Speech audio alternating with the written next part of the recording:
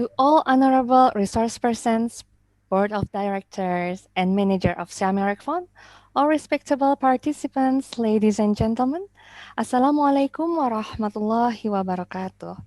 Good morning, and we are delighted to welcome you to the third session of Southeast Asian Nutrition Goes to School webinar with the topic Healthy School Canteen. My name is Selvi Aprianty Mardiana. I'm honored to be your master of ceremony for today's event. SEAMEO RECFON launched NGTS in 2016 that has benefited thousands of school teachers in Southeast Asian countries. The school-based approach has been highly advocated to prevent nutritional problems among children. A year after, the NGTS program is implemented by online training and seminars so that it's able to accommodate all individuals from many different countries to stay updated. The 2020 webinar series features 4 thematic sessions that invite academia, researchers, practitioners, and policymakers who are responsible for delivering the best practice and lesson learned in the implementations of school-based nutrition and health program, especially in Southeast Asia countries. This year, NGTS webinar focused on first, school-based nutrition promotions, second one, school feeding program, the third one is today the Healthy School Canteen, and the last one is the School Garden and Wash program. Today's discussion is Healthy School Canteen as the third session's topic of NGTS webinar series. This topic is very crucial as school canteens plays an important role in providing children with nutritious food while promoting a healthier food consumption at children's second home. Before we go to the next agenda, I would like to remind general rules of NGTS webinars. The first one, participants are expected to enter YouTube channels on time. The second one, the use of headphones is recommended. The third, at the end of the sessions, participants are expected to fill out the evaluation form as the proof of attendance today. Fourth, the certificate will be given to the participant who complete this evaluation form. And then number 5 is the link to the evaluation form will be shared at the prior of the end of the sessions. 6, the certificate will be available 2 weeks after this webinar. And for further information, please visit SEAMEO RECFON website and social media regularly. Number 7, as the last one, be sure to subscribe and like SEAMEO RECFON's YouTube channel and follow our other social media accounts. Before we enter the first session, I will read out our agenda for this morning as follows. The first one agenda is opening sessions. The second agenda is opening remark by Pak Muhtarudin Mansur MD PhD.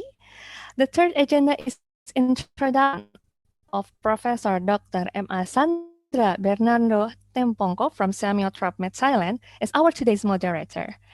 The fourth agenda is webinar delivered by 4 honorable speakers from Thailand, Singapore, Indonesia, and Brunei Darussalam, with discussions part after all presentations done. And the last agenda is closing. Ladies and gentlemen, as we are entering the webinar sessions, we invite you to pay respect to the SEAMEO colors as well as gain more understanding of our organizations by watching this following video.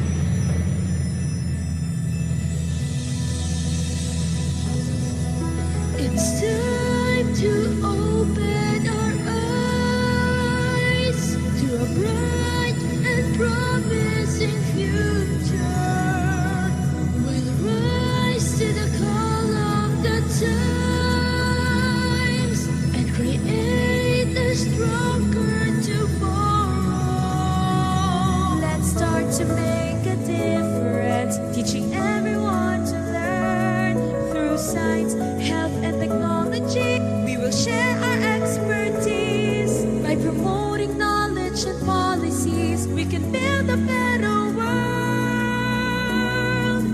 Let us take a step for our visions alone, making future plans for the people to grow in a life filled with happiness and green. Here at SEAMEO, building the future is our legacy.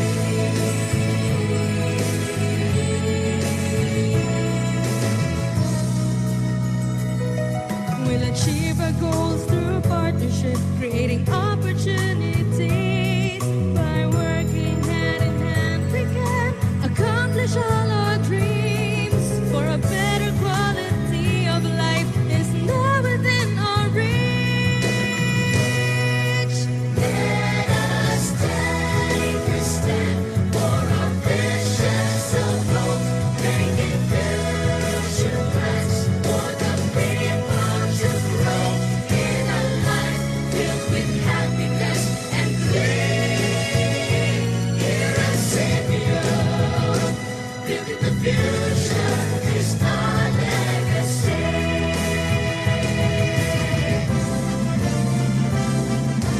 Let us take a step for our visions of hope, making future plans for the people to grow in a life filled with happiness and green. Here at SEAMEO, building the future is our legacy. Building the future is our legacy. At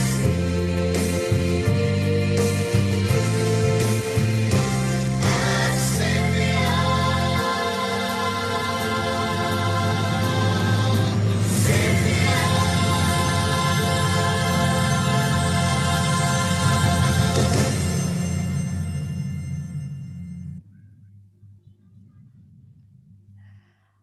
Building the future is SEAMEO's legacy. We hope that this webinar will also be one of SEAMEO's legacies. Ladies and gentlemen, we are now going to listen to the opening remarks delivered by Director of SEAMEO RECFON, Mr. Mokhtaruddin Mansur, MD PhD, to give his remark. Pak Mukhtar, time is yours. Well, thank you very much for the opening. Well, we can start today with very bright day because in here in Jakarta is very sunshine, and I hope also in Thailand, in Malaysia, also in Manila. Dr. Sandra, are you in Bangkok or in Manila? Hello. Okay, well, yeah, building the future is our legacy. Here is SEAMEO. Now we are starting with the webinar series, NGTS webinar series, with the topic what Sifa mentioned, healthy school canteen. I believe we have Prof. Kitti Sranacharoenpong from Thailand, James Lim from Singapore, and also Hajah Nur Amalina, binti Haji Sidik from Malaysia, from Brunei Darussalam, I mean, and we were anxious actually who is waited for you. And Alhamdulillah, we have been here, Dr. Dwi Nastiti Iswarawanti from SEAMEO RECFON. And great thanks to Dr. Sandra Tempongko from SEAMEO TROPMED Network, who is available to be the moderator today. We believe all of us know that school-based approach is very strategic, very beneficial to eliminate it, to overcome especially the nutrition problem at the school age children, also for early childhood from the early education unit. We also know that school-based approach is less dropout in terms of intervention because they are semi-close community. Based on this, SEAMEO RECFON has launched the NGTS as one of our flagship program. And having got two webinar series on NGTS, we are now arriving at the third series with the topic of healthy school canteen. Thank you very much for all the speaker, moderator, and I believe all the participants will take the point from the research person, from the speaker, and including, I believe, also Dr. Sandra Tempongko with her experience with reads, not only to moderate the meeting, but also will share her experience in this matter. Thank you very much for all the participants and also especially for the committee to conduct this webinar series that is led by Ibu Judi Astuti Febru Hartanti and team. Thank you very much and enjoy the meeting, and I hope you can make a snowball effect to our community to share the idea, the knowledge and skill that you have got from this meeting. Thank you very much and have a good day. The Sifa, I'm returning to you now.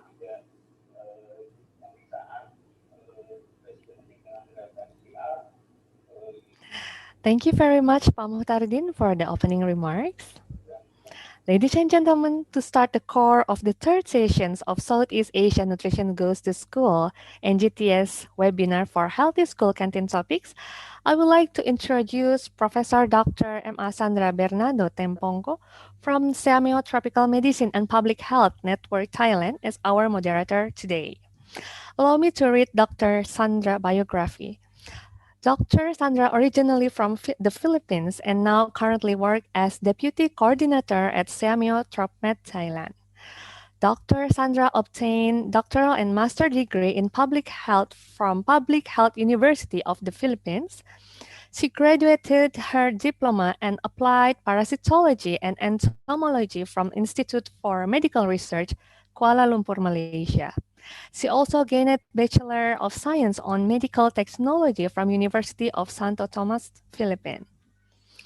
Dr. Sandra has various working experiences. She started working at SEAMEO TROPMED since 2004. Dr. Sandra has been working as professor for University of the Philippines. She also experienced work as regional expert for SEAMEO TROPMED for controlling HIV/AIDS STD partnership project.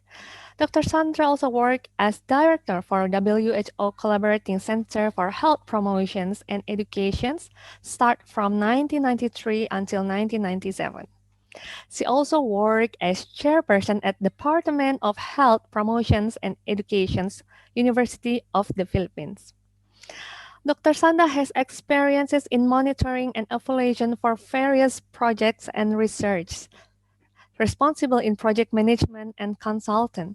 She also actively become an expert for many trainings, seminar, workshops related to public health, health promotions, health education, qualitative research, and many more. Dr. Sandra has many of publications and papers for regional, national, and international conference. Dr. Sandra awarded several times as Outstanding Alumni, Outstanding Teacher, Outstanding Fellows.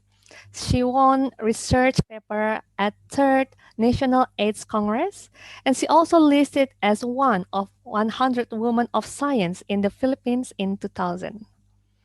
Ladies and gentlemen, please welcome Professor Dr. M. Sandra Bernardo Tempongko. Okay, thank you, Selvi, for that introduction. Good morning, everyone. Again, welcome to the Healthy School Canteen webinar of SEAMEO TROPMED, SEAMEO RECFON, sorry. As Pak Mukhtar and Selvi has emphasized, the school provides a setting where healthy nutrition behaviors are actually developed early in the life of the students.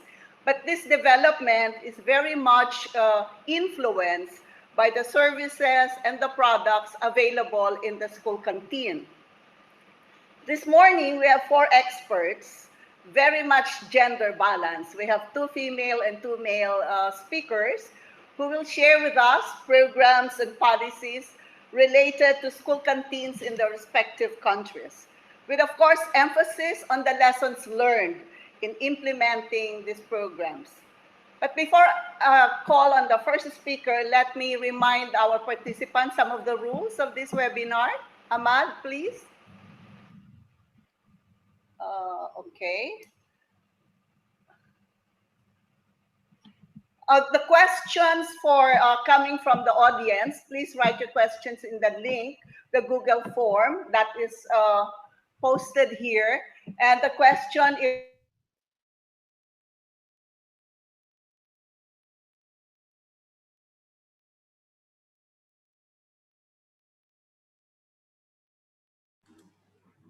Dr. Sandra, I'm sorry.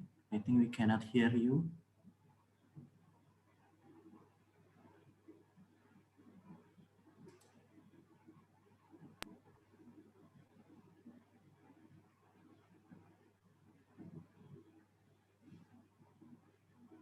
hello, can you hear me? Yeah, we can hear you now. Yeah, okay. Okay, sorry. So we have some of the rules. The questions from the audience, please write it in the link in the Google form. The link is actually posted here. The question, we request that it should be brief, and please identify to whom you are addressing the questions. Our speakers are actually given 20 minutes each. The question and answer will be after the session, after the 4 speakers have presented their papers. Okay, I think that's it as far as the rules, because Selvi has already given part of the rules earlier. Now let me call and introduce to you our first speaker. Our first speaker is currently the head of the Community Department of the Institute of Nutrition of Mahidol University in Thailand. He's also a governing board member of SEAMEO RECFON and a member of the committee implementing the 1,000 Days Policy of Early Childhood Development of Thailand. Our speaker's professional interests include school feeding program and food environment in Thailand, diet-related chronic diseases like obesity and diabetes. He also has interest in climate change, agriculture, food patterns and food availability, behavioral change in diverse populations, and health informatics and technology. He's a Bachelor of Science in Nutrition graduate with a Master of Science degree in Food and Nutrition for Development and a PhD on Health Studies and Gerontology from the University of Waterloo, Canada. May I call now Assistant Professor Dr. Kitti Sranacharoenpong. Dr. Kitti, please.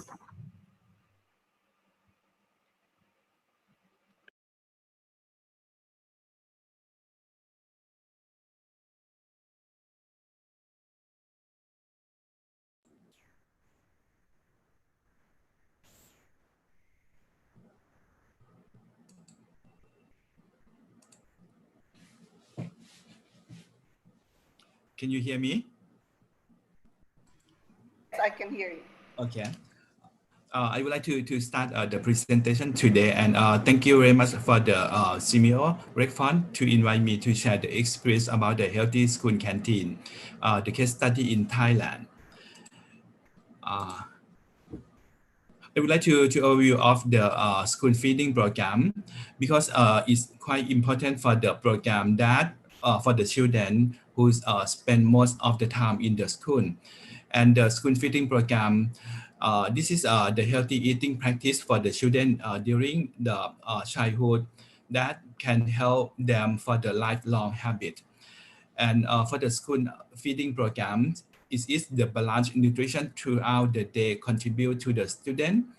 And then the school meal can prevent the obesity and can help the student to achieve for the academics and also to combat for the hungers. And then in the high income country, school feeding program aim to tackle the rising of the childhood overweight and obesity. However, in the middle and low income country, we believe that school feeding program can alleviate the hungers for the short term and to improve the nutritional status and to improve the attendance of the children for the long terms. Also to help the children to improve the cognitive learnings. And then in Thailand, the prevalence of the malnutrition decreasing over time. You can see the vitamin A deficiency or anemia. We quite hardly to find the cases in Thailand right now. And for the malnutrition, for the protein energy malnutrition as well. However, for the prevalence of the overweight and obesity in Thailand is increasing from 1997 until 2001. This is the data from Ekparagon and Mosawan in 2009. In addition, for the overweight, the prevalence is around 7.6% in the children, and for the obesity is around 9%. It means in Thailand right now we have the double burden of the malnutrition problems. And then for the school feeding program in Thailand, the target group for the children aged 3 to 12 years old in the public school in Thailand, across the country. We separate into programs. The first one is the school lunch program. We start this program in 1950s. And for the school meal program, start into 1992. But today I would like to focus on only for the school lunch program. And then the purpose of the Thai school lunch program, the government want to educate the student to eat, to have the good habit for the eatings. Also to alleviate food and nutrition problem for the children, because we have, as I mentioned about the nutrition problem in Thailand from the previous slide. And we want to promote the child growth and development and to provide free nutritious lunch for students every day. Right now we provide to our students across the country for 200 days per year. And the last one to promote the school garden programs. And when we talk about the healthy school canteen, the factor that I would like to summarize from my experience that I conduct this project many years. The factor related the healthy canteen, for example, the budget is come from the government, Thai government right now. And then the second one, stakeholder, is mean many people that are related to the school lunch program. For example, teacher, principal, parent, cook or chef, and private sector. The last one may be the farmers. And then the second one, the standard, is mean we want to make sure that the lunch for the children is contain the quality and quantity or nutritious food every day. And the last one that we want to prevent about the child obesity, maybe we have to focus on the food environment. It means in and outside of the school, because we expect to have the healthy kids for the future. Let's see the budget in Thailand that provided by the governments. And then the budget, as I mentioned, in 1952, the program start to provide the budget just only for the underweight student. And because this is the initiate for the programs, and we have to think a lot. And right now, the budget go to 20 baht, or around 0.63 US dollars. And then this budget provide for all students grade 1 to grade 6, and the budget just cover only for the raw ingredients. And for the budget, all of the students from the public school can have that budget for the 200 days per year. And then we propose the new budget for the children. It is ongoing. We expect to have the new budget in 2022. And the budget is increasing based on the size of the school. It's not just the single rate for all. For the big primary school, maybe they have the less budget compared to the small, because we have to include the new budget to cover the raw ingredients, food services. For example, salary for the cook or chef, gas, and including 5% of the inflations. And then this budget cover the student from grade 1 to grade 9. And then the second one, the standard. And because this is my role. Because I am a nutritionist. And then when we set the standard for the school lunch program, we expect the children to have 30% of the total energy for the day, and then 10% for meal. Because when we provide meal in the previous time, Thai students are stunting and wasting, and then it can help the Thai students a lot for meal program as well. And then for the standard, we set the standard, for example, the energy distributions. And then we focus on carbohydrate, protein, and fat. This is the recommendation that we have to educate the teacher. It means at the school, the responsibility to do the menu planning and to make sure the quality and quantity of the lunch. This is the role of the teacher. And then we have the standard for separate by the different age and different age. For example, the preschool, the kindergarten, and grade 1 to grade 6, grade 4 to grade 1 to grade 3, grade 4 to grade 6, and that is the nutrients. Maybe you wonder, it's quite hard for the teacher who have no nutrition knowledge backgrounds. We have to convert the nutrients to the food base. We have to communicate with the teacher, for example, how many serving spoon for rice that they have to serve to the children. Meat group, vegetable and fruit, and fat and oil that they have to consume. And that is the standard. And the second one, the stakeholder. It means it's quite important when we have the budget, we have the standard, and who have to take the responsibility for the lunch, because we aim to have the healthy school canteen. For the stakeholder, it's quite hard for the government, because for the training, even though they have the regular training for the teacher, but it's not too many times per year. And I collaborate this project with the private sector. This project start in 2017 until 2021. The training program spent 5.5 days to improve the nutrition knowledge for the school staff and tackle the rising level of the childhood obesity and overweight. And for the trainings, the partner, this project collaborate with the Ministry of Education, Mahidol University, and the university who are responsible for the home economics, for the cooking.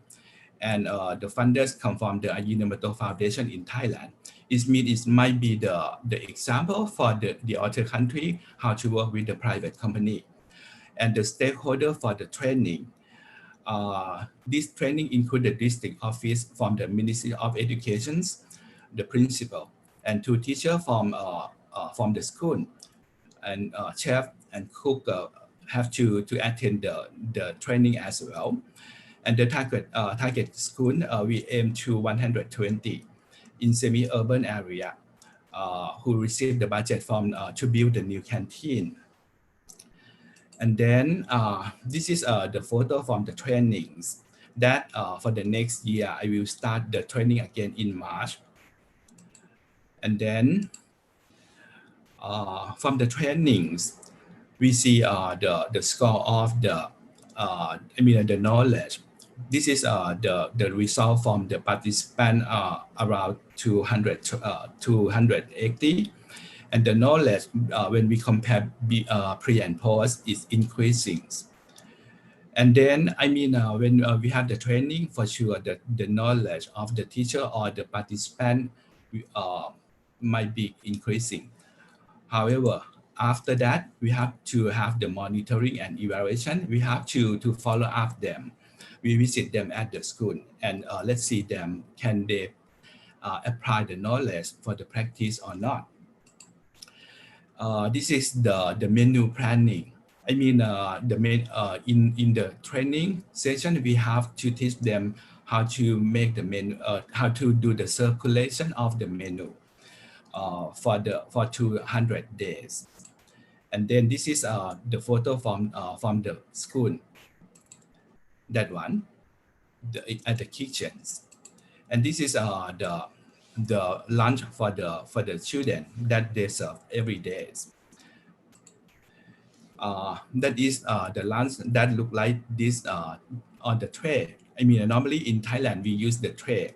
The objective when we use the tray, because it's not too easy for the teacher to estimate the food groups, and then the tray might be the useful tool for them. And then at the school, when we visit, we have to make sure about the quality of the lunch that they serve to the students. We have to separate. We have to do the random sampling of the tray, and then separate the food groups, measure them. And then from the data that we got, in 2018, the group that they serve too high go to the meat, because it's a very high portion of the meat that they serve, and they lack of fruit and vegetable. It's not enough for them, for the children. And then not only for to monitor for the quality and quantity of the lunch, we have to monitor about the nutritional status of the children as well. This is the tool that we provide for the teacher during the trainings, and we teach them how to use the tools to measure weight and height. And then after that, another problem that we found, they cannot interpret the data. At the Institute of Nutrition, Mahidol University, we provide the software for them, because we want them to monitor the nutrition status of the children by themselves. This is the individual data that they can see who are underweight or overweight or the normal student. And then when we they serve the lunch, they can separate the children, and then they have to see the progress of the nutritional status.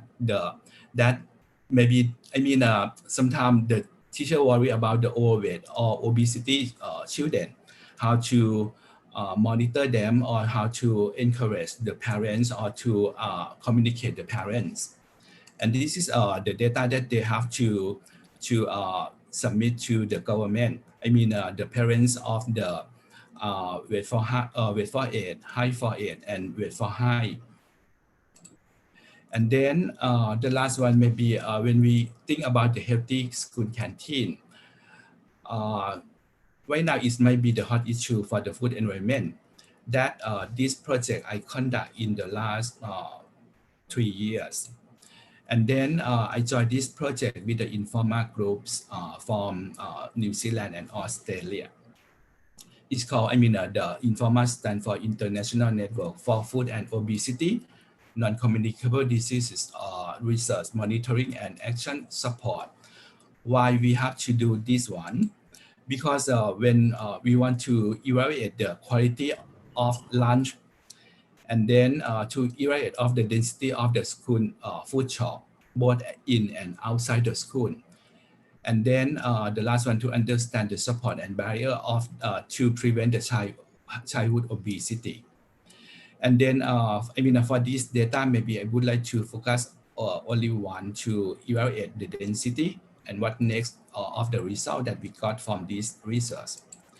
This is the real situation, even though we provide free of charge for lunch for the children.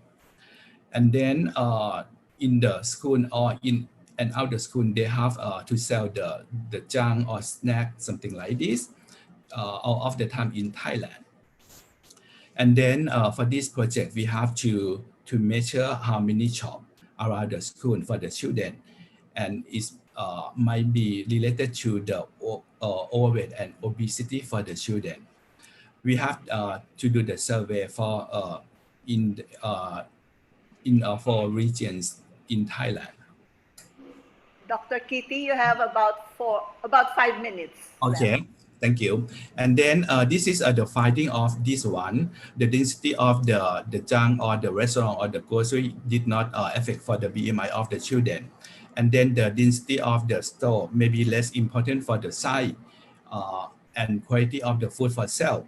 It means for this study, we learned that we didn't know how to classify healthy and unhealthy store because in Asian country, we mix everything in the same store, and that one is might be for the further study that we have to concern. And then that is the factor, barrier, and support from the child obesity that maybe I have to have more time to explain. But it's quite important for that one because the food environment might be the one of the factor that we have to concern if we focus on the overweight and obesity children. And the last one, I would like to summarize of the healthy canteen. We have to concern about the budget, the standard that we have to think, and then the stakeholder, the food environment. But the last one maybe might be the important role for the mechanism of the school lunch program. I would like to have the nutrition teacher. It means this person have to focus only on the nutrition. They don't need to teach everything on the in the class for this, but they have to focus on the nutrition and nutritional status of the children. And let's see what next that we can do or not for Thailand. And then thank you very much for listening for my sharings. Thank you. Thank you very much, Dr. Kitti, for sharing with us the status of the school children, nutritional status, a short history of the school lunch and school milk program, and discussing the school lunch program, and emphasizing the importance of the different stakeholders, as well as the budget, the role of teachers, and ensuring the quality of the lunch that is actually served to the school children. Thank you very much, Dr. Kitti.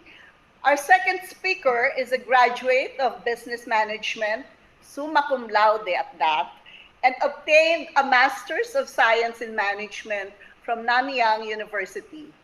He joined the Health Promotion Board of Singapore in 2013, in time with the implementation of the Healthy Living Master Plan, which is actually the roadmap for a nationwide effort to influence healthy behavior change among the Singaporeans.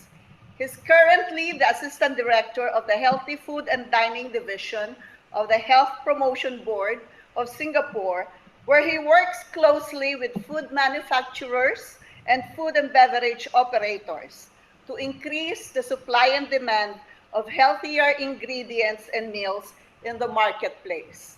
Ladies and gentlemen, Mr. James Lin. James? Thank you. So just let me load my slides.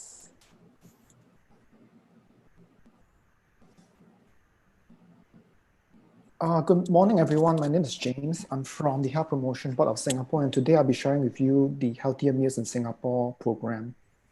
So both globally and in Singapore, we are actually seeing a growing trend of obesity, both in the adults and children. In 2010, for example, the obesity rate for children, the overweight and rate for children was 10%, but this actually increased to 12% in 2015. And to add to that burden, what recent studies conducted in Singapore have found is that overweight actually sets in much earlier during the childhood. For example, we found that 10% of 5-year-olds are actually overweight. And if we do not actually control this problem, by the time they grow up, 70% of students who are actually overweight at 7 stay overweight as adults. So to tackle the issue of obesity and overweight in Singapore, especially for children, our aim is to actually control and maintain the overweight rate at 12% or below. And we do this through an integrated strategic approach, a more holistic approach to prevent the obesity rate from increasing. So we have a few arms in terms of how we do this. So from the food side, which is to improve the diet quality of children, we have the Healthier Meals in School, whereby we increase the accessibility of healthier meals. We also encourage people to eat healthier at home. This is done through the Healthier Choice symbol, whereby, if we increase the availability of healthier ingredients, then the food they cook will actually be healthier. For example, lower in sodium, lower in fat, lower in sugar. We encourage children and family to drink water over sugary drinks. At the same time, if they do need to consume a sugar beverage, we also have the Healthier Choice symbol program to encourage manufacturers to come up with lower sugar drinks, which is 6% of sugar and below. We also work with the advertising industry to make sure that there are very stringent food advertising guidelines for children in terms of targeting unhealthy foods and drinks to children. So this cannot be done both at the national level in the media, for example, in print or on television. We also work with the F&B partners such as McDonald's, food courts, hawker centers to increase the availability of healthier eating options when children eat out with their family. And to complement with the diet strategy, we also encourage children to exercise both as part of their curriculum in school or outside the curriculum. For example, we actually brought the National Steps Challenge, which is at a national level to each school, whereby children compete amongst themselves or among other schools to see who can clock the most steps.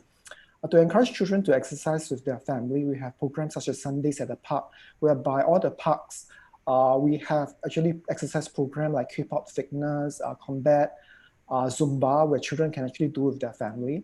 And to help students in school, which we have identified as having overweight issues, we have targeted weight management programs such as Active Kids, which is targeted at children aged 7 to 12, as well as a refresh program targeted at students 15 to 17. So these programs will actually have workshops for them in terms of sports workshops, workout workshops, as well as teach them how to select and prepare healthy food, healthy food preparation.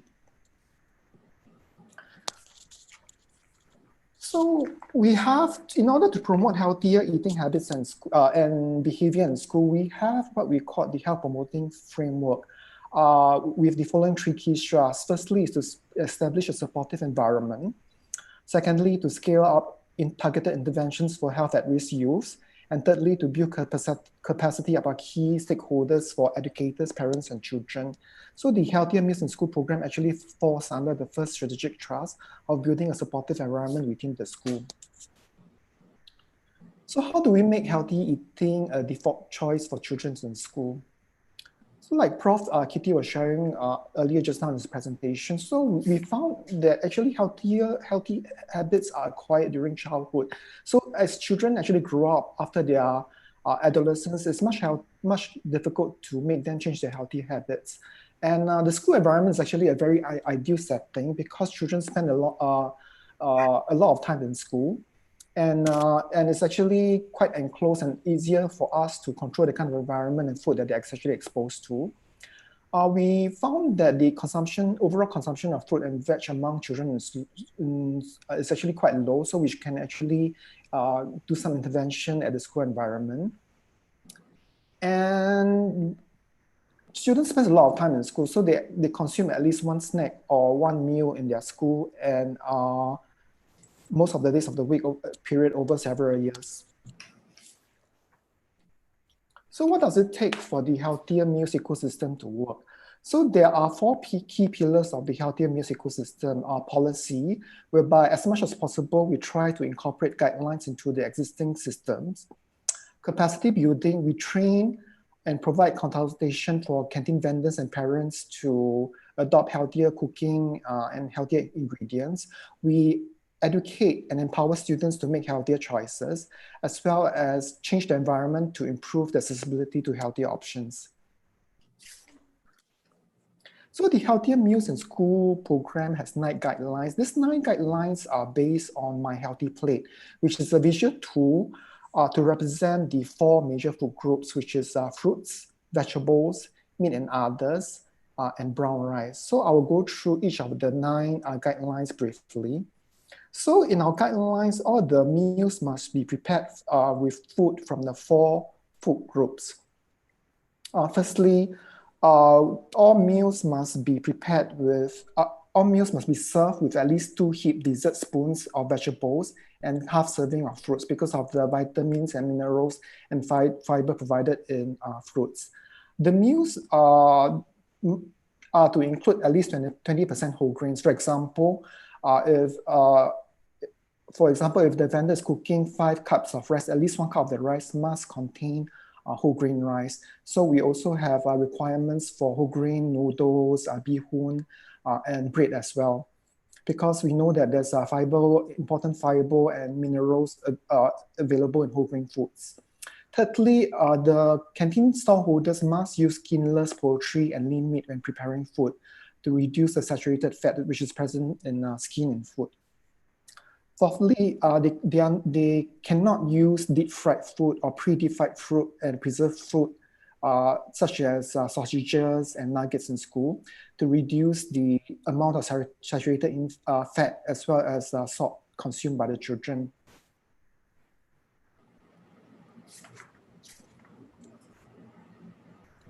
So as much as possible, they must replace any high-fat ingredients with low-fat alternatives and HCS oil. For example, they can swap to low-fat milk, low-fat yogurt, and low-fat cheese, and they have to use healthier cooking oil, which is 35 grams of said fat and below. Butter, lard, and ghee are not to be used in any of the food preparation. As much as possible, they should not serve gravy or sauces or oily soup to the students unless the students request for them. Then they're allowed to, for example, serve 2 dessert spoons of gravy on the rice, for example.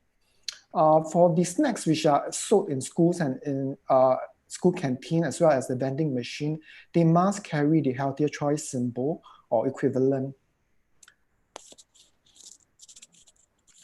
For the drinks and desserts that are sold in school, they must meet the healthier choice symbol guidelines of 6% sugar and below, and at least 10% of all commercially prepared drinks sold in school must be water or calorie-free. At the same time, there should be at least 2 working cooler systems in school to help the students develop the habit of drinking water. And we all know that water is free and healthier at the same time compared to sugar beverages. So in order to help us incorporate the guidelines into school, we actually work with MOE, which is the Ministry of Education, who is in charge of, which is the authority of all the educational institutions in Singapore, to incorporate the healthier guidelines into the tenancy agreement. So this is an example of the tenancy agreement that you see on the screen right now, that the vendor has to commit to following our guidelines if they were to rent a store to sell food to the students. So how do we build capacity and help the canteen vendors adhere to our guidelines? So training, we actually provide training to the canteen vendors to include briefing on each of the guidelines to help them actually modify their recipes to include healthier ingredients such as lower fat oil, and whole grain rice and noodles. We also conduct cooking demonstrations on healthier recipes by our own chef.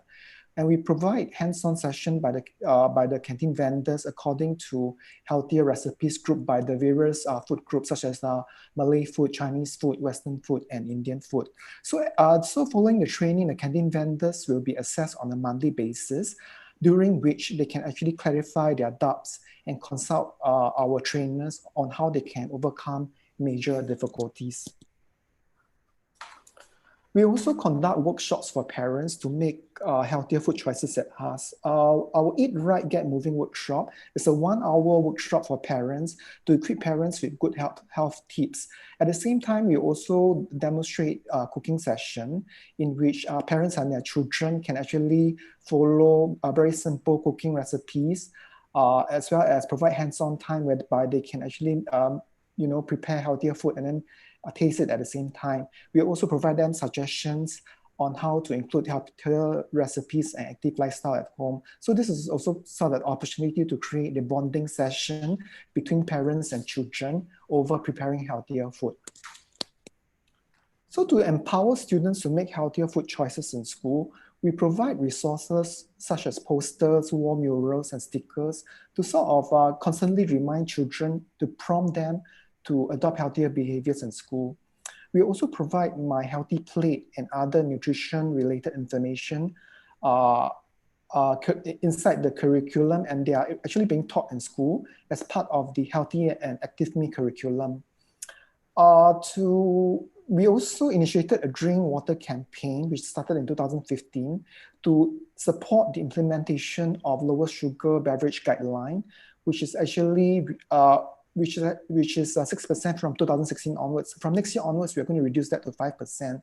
So children are given a chance to sample a cup of, for example, fruit-infused water with flavors such as apple slices and mint leaves to give it the extra flavor to make it more palatable. So it's very difficult, if we tell the school vendors to cook healthier without actually providing them the accessibility to healthier ingredients. So we do this through the Healthier Choice Symbol program, which is a program that we implemented since 1998 to help consumers choose healthier options between products in the same category. So we work with manufacturers to come up with all these healthier ingredients, which are, for example, higher in calcium, lower in fat, lower in sodium, to help people make the distinctive between healthier products and normal products. And to date, through leveraging on this partnership with the food manufacturers, there are over 3,500 products cutting across 60 food and drink categories. And we have, the HCS actually has a market share of 30% of the food and drinks sold across the major retail grocery chains in Singapore. So we also work with F&B partners out there, for example, McDonald's, food courts like Kopitiam, Swanson's, as well as most recently the hawker centers to offer healthier food options in the eat out sector. So as you can see, all our identifiers, which is quite similar to the healthier choice symbol. So it's very easy for consumers to look at an identifier, then they can find out which are the meals are actually healthier.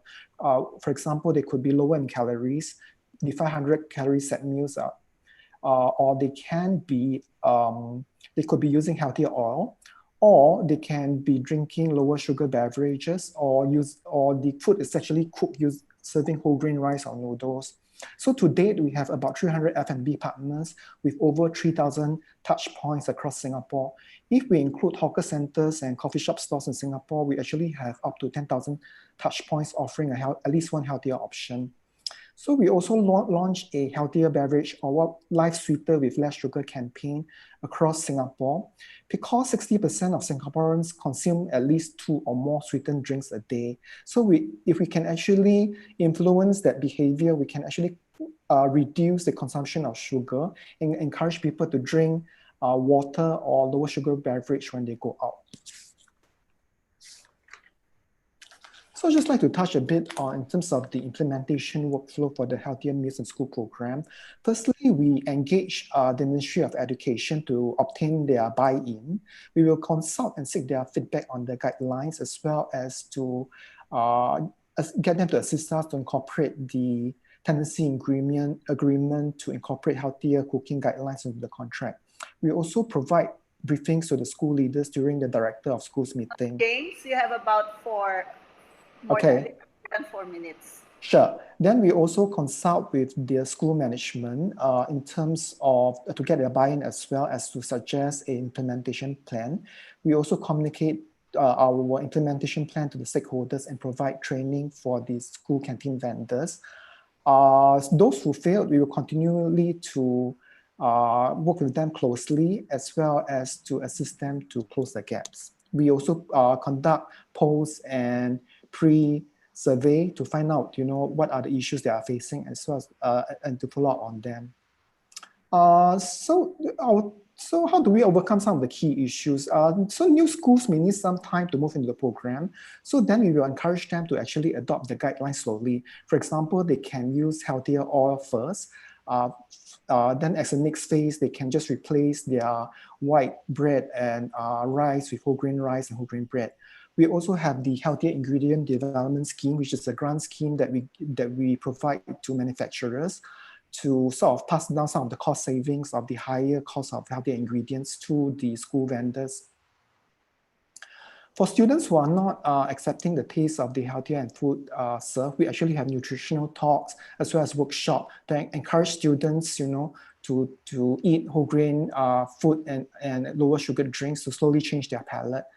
And since we are not able to be at the schools all of the time, we actually engage the school canteen community, as well as our school health executive, to conduct regular monitoring and provide feedback to the school vendors.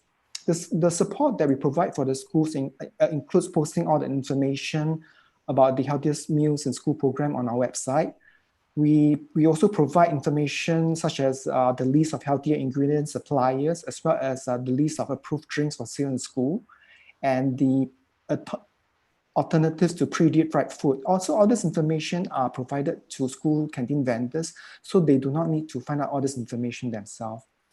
So with time, we actually saw an improvement in compliance across education institutions. So 2 years in 2016 and 17, after the implementation, we conduct a post-survey.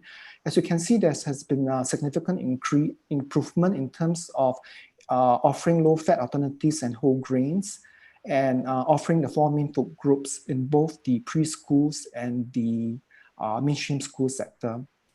So today, we have about 500,000 students which have access to healthier food options in school. So we see a very high compliance rate in both the preschools and the mainstream school sector, and an increasing compliance rate in the IHL sector. We also see a significant increase in terms of the consumption of fruits and veg and whole grains, which has increased by 10 to 15% after the implementation of the program.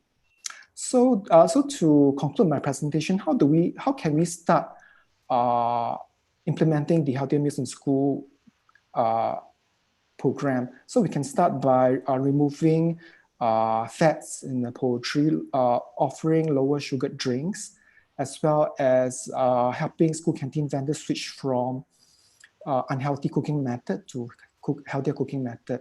We can also engage the students by having skits, mascots, and talks, as well as drink water campaign in school to help them slowly change their palate to accept lower sugar drinks as well as whole grains.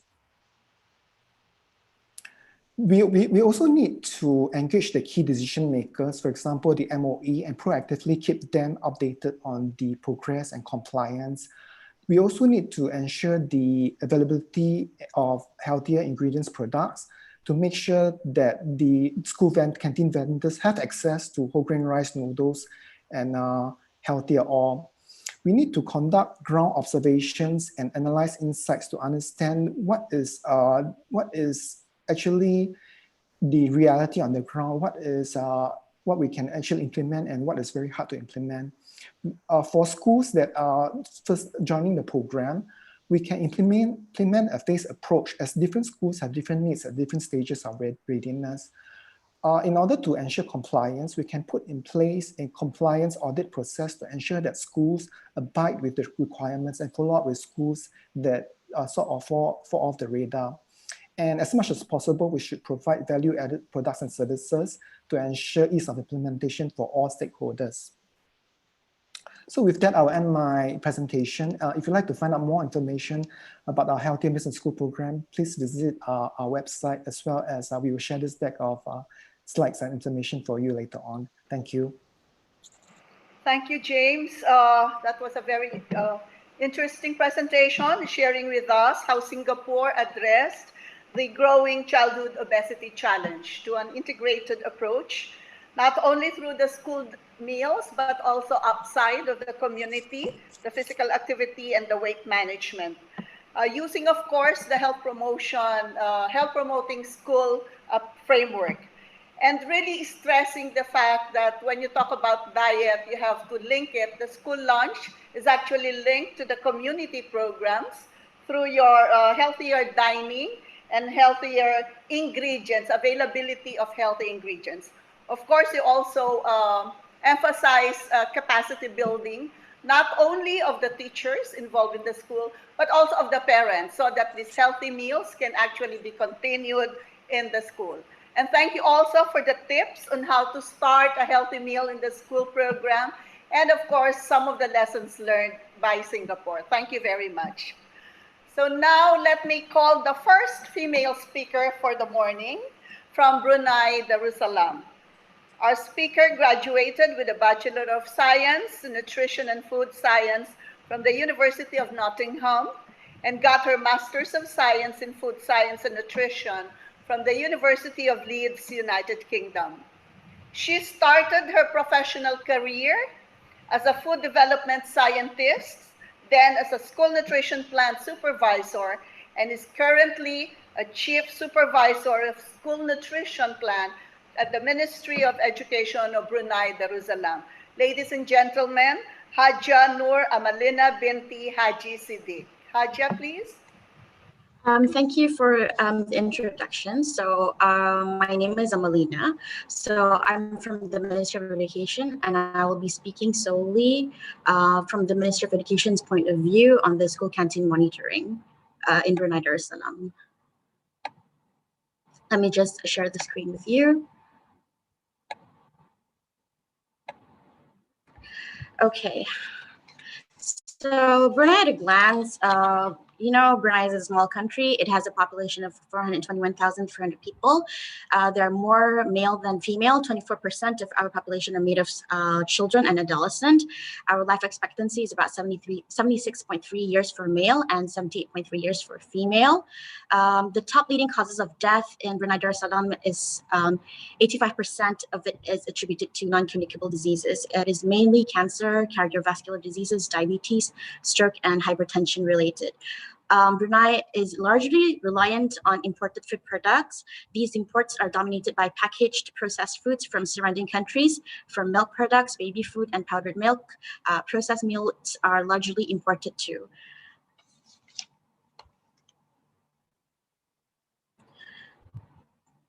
The biggest nutrition problem in the country is overweight and obesity.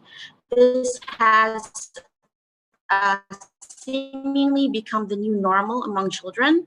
The Ministry of Health, Brunei Darussalam in 2016 has stated that 1 in 3 children are overweight and 1 in 5 children are obese. From 2008 to 2014 alone, obesity among school children has increased from 12% to 18%. This means that the obesity rates have risen by 1% every year. If the issue is uncontrolled, every single child in Brunei could potentially be obese in the near future. This, again, could not be further from the truth because we are also seeing a similar trend in adults. In 2015-2016, overweight and obesity rates among adults in Brunei are 62.8%, among the highest in Southeast Asia. Our people in the 50s are already so ill, suffering from NCDs, and that is the reality of the nation right now. We are also seeing increasing number of children being diagnosed with a range of health conditions that are more seen in adults.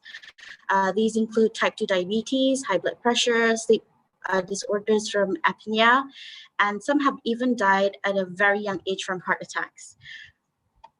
So the risk factors are basically poor eating habits and the eating preference. Dr. Nick et al. In 2017 has done a qualitative research of the eating habits in primary school children done in 2017, where there is children take about 2 to 3 servings of fruits and vegetables per week, and then they consume a large portion sizes of high intake of high calorie food and high intake of sugary food, as well as the lack of physical activity. We are leading a sedentary lifestyle, especially among children. About 12.7% are physically active. 23.5% are physically active 3 days or more per week, while more than half of the school population are engaged in a sitting activity more than 3 hours per day. It is also found that 40% of children aged 5 to 9 drink sugar-sweetened beverage of soft drinks every day, and at the same time, a lot of fast foods. This is attributed towards the easy access and availability of unhealthy food. Most villages in Brunei Darussalam, especially in the capital district, have at least 1 or 2 fast food chain within 5 to 10 kilometers from home. Fast food is also a cheaper option for parents. It's a cheaper option and also a faster option for parents. So the children's preference on fast food is also a factor of parents to repeat purchase. When you compare a fast food meal that comprises of fried chicken, mushroom sauce, and a portion of rice, it only costs about $3, which is about USD $2.20, compared to a plate of vegetables that costs at least $5. In addition, despite the adoption of significant tobacco policy measures, whereby it's actually illegal to sell tobacco in Brunei, the rates of tobacco smoking in children is high. About 12.3 of the students aged 14 to 17 are smokers. As intervention measures on this alarming obesity and overweight rates, Ministry of Health has introduced the Healthy School Canteen Guideline. It was endorsed in 2009, but only implemented across. It follows the traffic light system, where red items are banned totally. Yellow items could only be sold 2 to 3 times a week, and the green items, you can sell them every day. Initially, we received a lot of resistance in the first place, especially among canteen vendors. They were very used to selling soft drinks, coffee, tea, a lot of processed food, crisps, ready-to-eat noodles. So it was very difficult for us to overcome this resistance. But slowly, we socialized the importance of following the healthy canteen guidelines. The soft drinks and the ready-to-eat noodles were the first to go, followed by the crisps. In 2012, we enforced the issue of following Healthy School Canteen Guideline in the contract agreement between the canteen vendors and the school. So within the guidelines, the first offense gets a warning letter. The second offense get a time off the premise, so they will not be able to sell for a few days. And then the third offense, the school can terminate the canteen vendors if they constantly did not follow the healthy school canteen guideline. However, this was unsuccessful because the school leaders they worried of the termination of existing canteen vendors, the school not have access to food and drinks, especially during the break time. So in 2017, the Ministry of Health launched a new improved guideline. It is much more simple to understand and it is easier to fathom. It does not contain jargons, easy for the canteen vendors to follow. It shows the 5 steps towards a healthier canteen. It includes a recipe and portion sizes. So this information is cascaded to all school canteen committee and also canteen vendors. Every year, we hold at least 8 sessions for this briefing. Within the session, we emphasize the role of school canteen committee and also the role of canteen vendors to comply to the healthy school canteen guideline. Okay, so this is the new improved healthy school canteen guideline by the Ministry of Health. So it lists down the items that can be sold in canteen, 5 steps towards a healthy canteen. It shows the recipe within what can be sold in a school premise. It contains guidelines like no processed food, no soft drinks, no isotonic drinks. It has to have low sugar. Sugar levels are controlled in drinks, less than 6 grams per 100 ml for normal drinks, less than 10 grams per 100 ml for yogurt, and less than 7 grams per 100 ml for soybeans. So this is a typically example of typical food items that are sold in the canteens in Brunei, Darussalam. So they have yogurt and juices and fruits and water, and then they have rice that are within a controlled portion. Okay. In addition to the briefings, we also engaged in a nationwide healthy cooking class. So a collaboration between the Ministry of Education, Ministry of Religious Affairs, especially on the halal section, and the Ministry of Health. This started in 2014, where vendors attended a 3-day workshop on the food safety of preparation of food canteen, and also how to cook healthy food using less oil, using more vegetables, using low calorie. The canteen vendors also on portion sizes and how to find ingredients at a reasonable price to the school children. In addition to that, we actually have also engaged in our top management to be the voice in our campaign in the canteen grading program.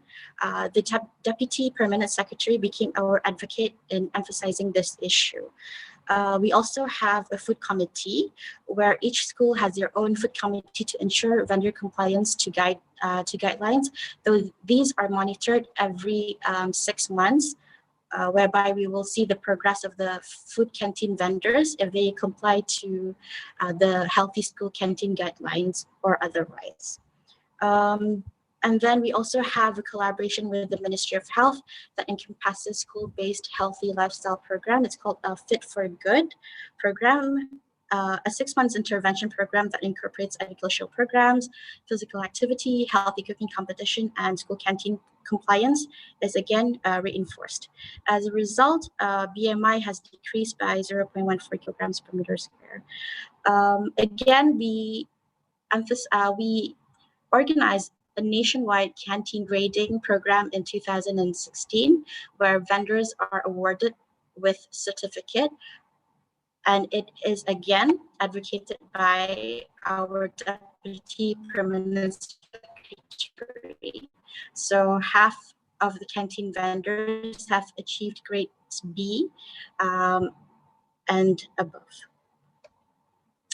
So since the start of our 10, so it's been 10 years now, we We believe that the compliance of canteen vendors in 2016, following nationwide canteen grading, has increased by 60%.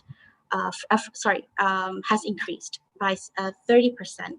It used to be 30%, but in 2016 it has increased to 30% following the intervention programs done by the various stakeholders within Ministry of Health, Ministry of Education, and Ministry of Religious Affairs.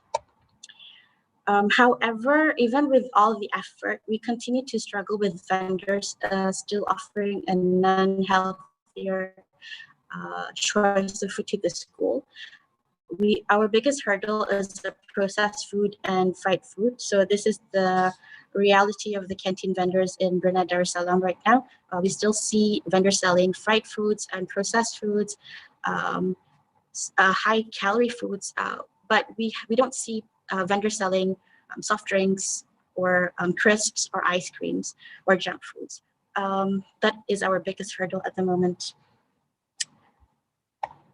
So, however, learning from our history, after a 10-year implementation of the school healthy canteen guideline, we find that it is important to have a clear, simple, easy to understand guidelines across all levels without any jargons. It is also important to socialize the importance of these guidelines to everyone.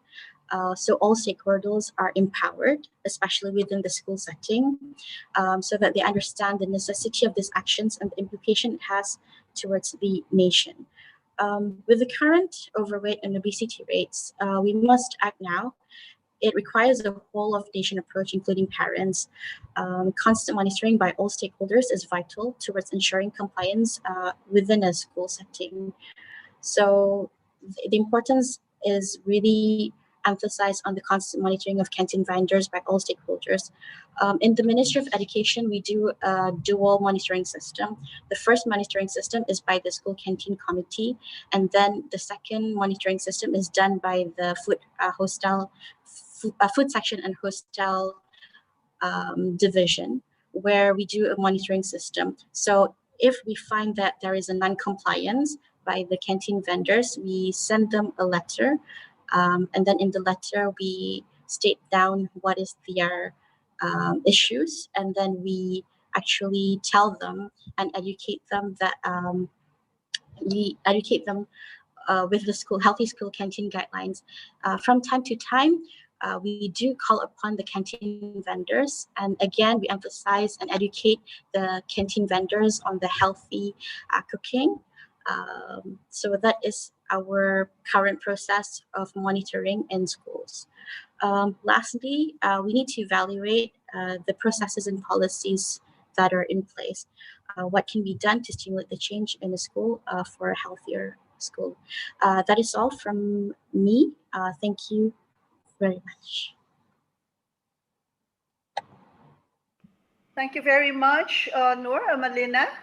So for sharing with us, again, you have the same problem, the growing problem of overweight and obesity among the school children, and the common risk factors that are present in Brunei, and how Brunei, specifically the Ministry of Education, addressed this issue through the Healthy School Canteen Guidelines.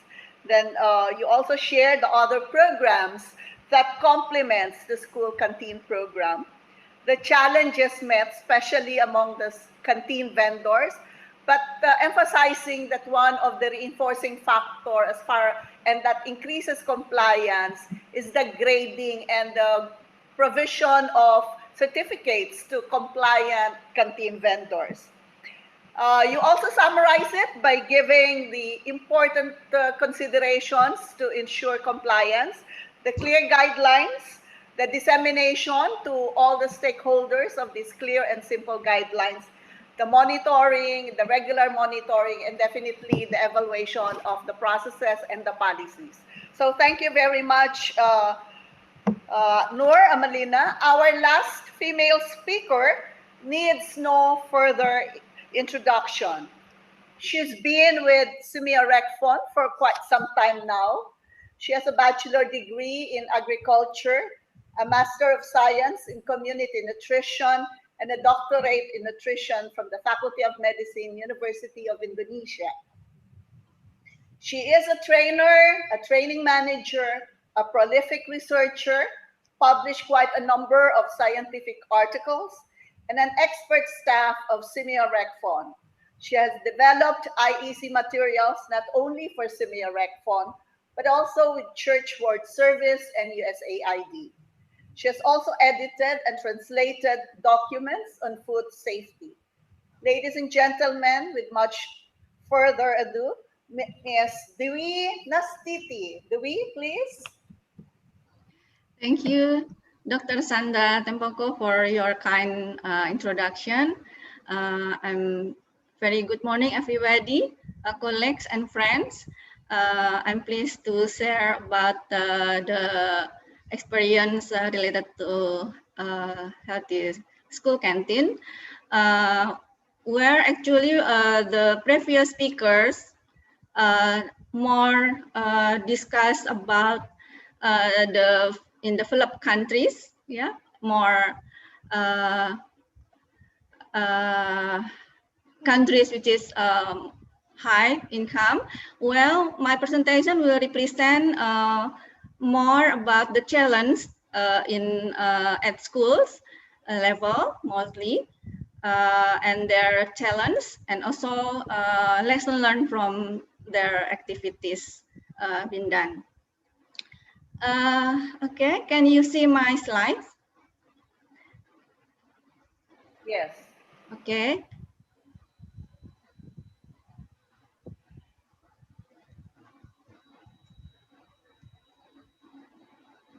The outline of my this morning presentation will be about little bit review characteristic of school age children and the condition related to food and nutrition burden in school age children, and the common challenges, and also the opportunities, the lesson learned, and the framework about nutrition go to school healthy canteen, mostly implementation in Indonesia, and also related to the opportunities, as we know that we have challenges due to the COVID pandemic. And then a little bit about potential roles of school canteen, and the last is about take-home messages. We know from the previous speakers mentioned already that most the children spend their time at school, and with their age, the children is more influenced by their friends, their peer. Therefore, the peer influencing is very critical in their daily activities. And a study in Indonesia and Malaysia and other countries shows that food eaten at schools high contribute to the daily requirement of intake. And some studies also shows, particularly in Indonesia, the students spends money at schools, including for food. That's why they are decision maker for what they eat in the school, because they have access to buy the food at school. And we know that they are good learner. Related to the food and nutrition problems, mostly in Southeast Asia, have similar condition, where the stunting in Indonesia, Malaysia, and Laos have high prevalence still, and 1 among 3 people are stunted. Also anemia in Indonesia, Malaysia, and particularly Laos and Myanmar, they still have problems as an anemic school age children. And also, as previous speakers mentioned, overweight and obesity also still prevalent among them. Therefore, there are also a lot of burden that challenge and need to be tackled by us. Besides nutrition related, we have also food safety related problems. As we know that every year, based on WHO document report, every year, 600 million people get ill, and it is including school-age children. And in Indonesia, 9% of outbreaks also occurred in schools. And this is also still concern, I think, yeah, and also sharing from other countries still have significant problems. Here also report food poisoning at schools, even in Vietnam, in Malaysia, and also in Philippines, Indonesia. Yes, the outbreak with occur in school.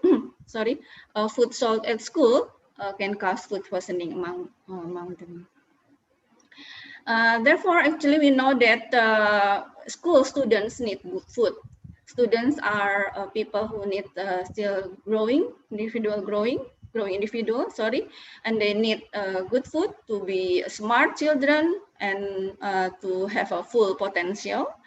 That's why good quality and correct quantity of food is necessary for them, and if possible, provided at school. In response to that, Indonesia have a regulation actually since 2005 that every education unit, meaning school, should have facilities, including canteen room. Yeah. However, the implementation is still challenged in Indonesia.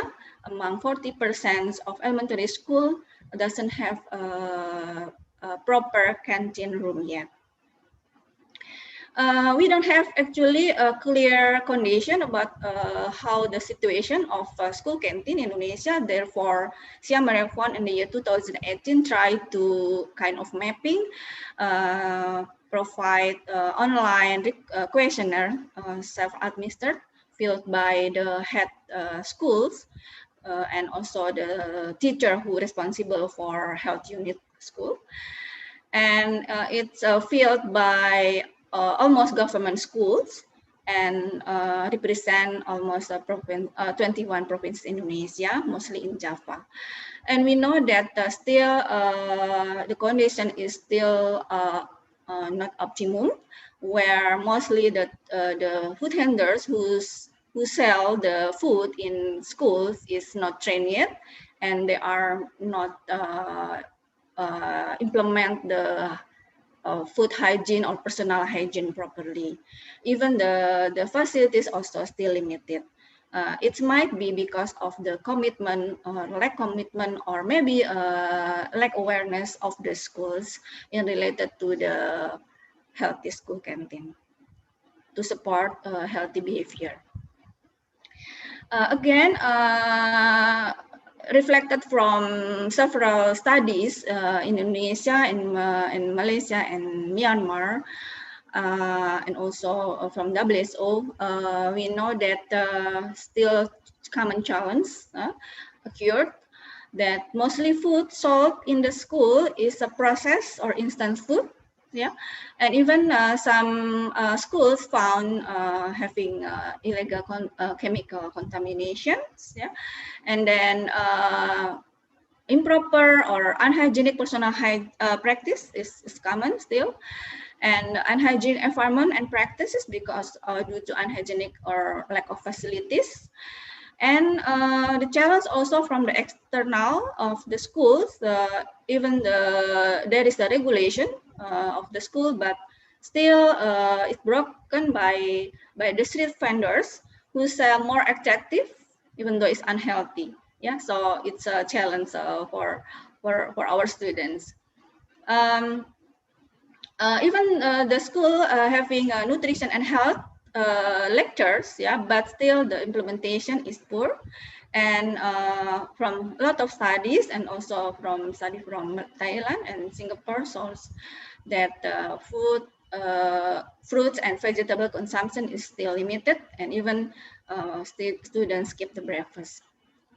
To give you a figure about what kind of foods in Indonesia, perhaps here we can see that some food is maybe nutritious, but sometimes handling is unhygienic.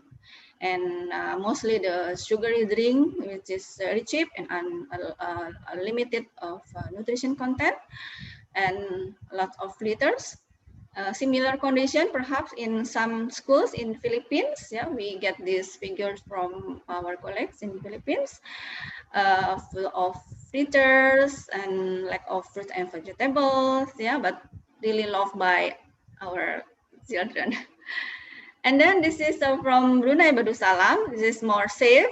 However, sugary drinks and lack of fruit and vegetables may also limited. However, the governments at national level have already been done a lot. Yeah, we have seen the presentation from Singapore. Singapore, who among Southeast Asia countries has the most prominent and advanced health school program. Yeah, I think we need to learn from you, Dr. Jim.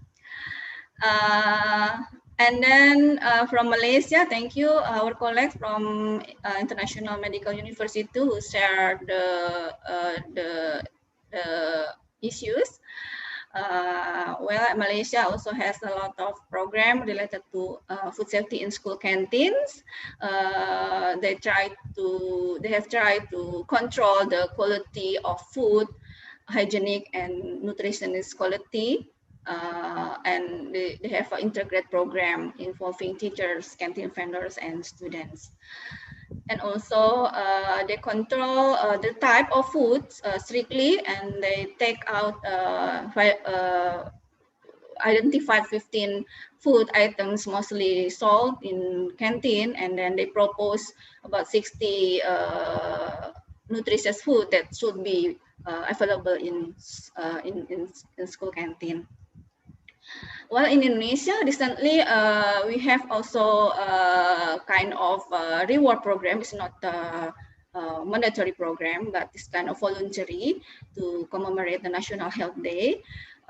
That the government will provide kind of reward for the food service, including canteen, who could implement the hygiene and health protocol during this pandemic era.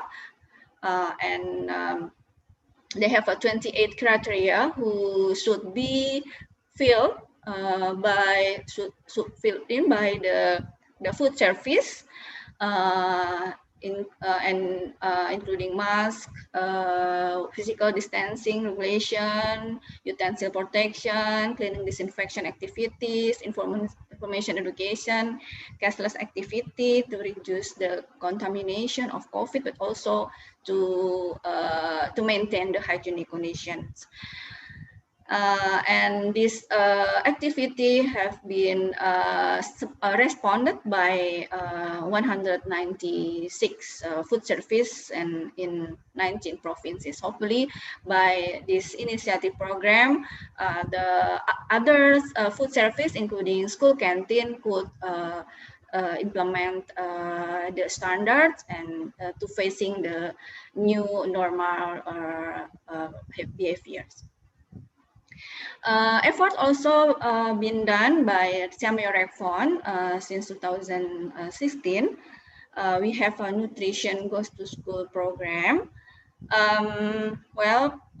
If for those also join the seminars, previous seminars, here we hopefully you allow me to mention again about the Nutrition Goes to School program, which is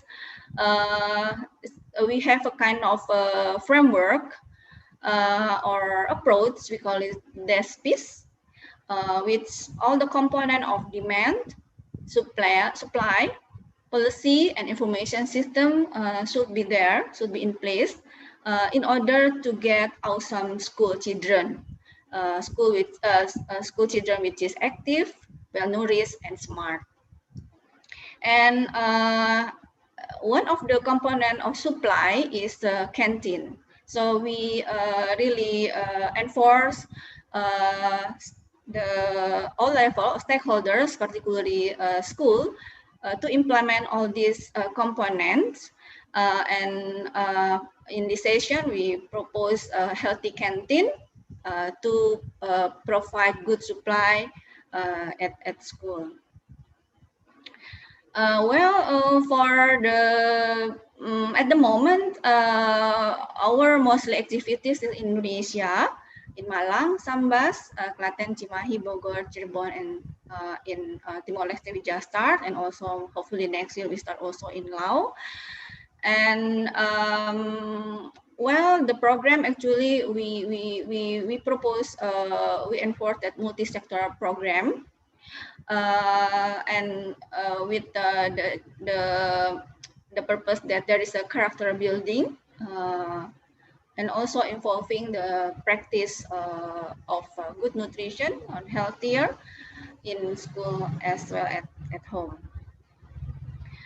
By implement the nutrition goes to school program, we expect that we support the school environments through the intra and extra curriculum at school, but of course with the good support, policy, and nutrition education. We know that actually nutrition goes to school is not new issues or new things, but we like to make it more comprehensive and systematic and more easy to be kind of identified or measured.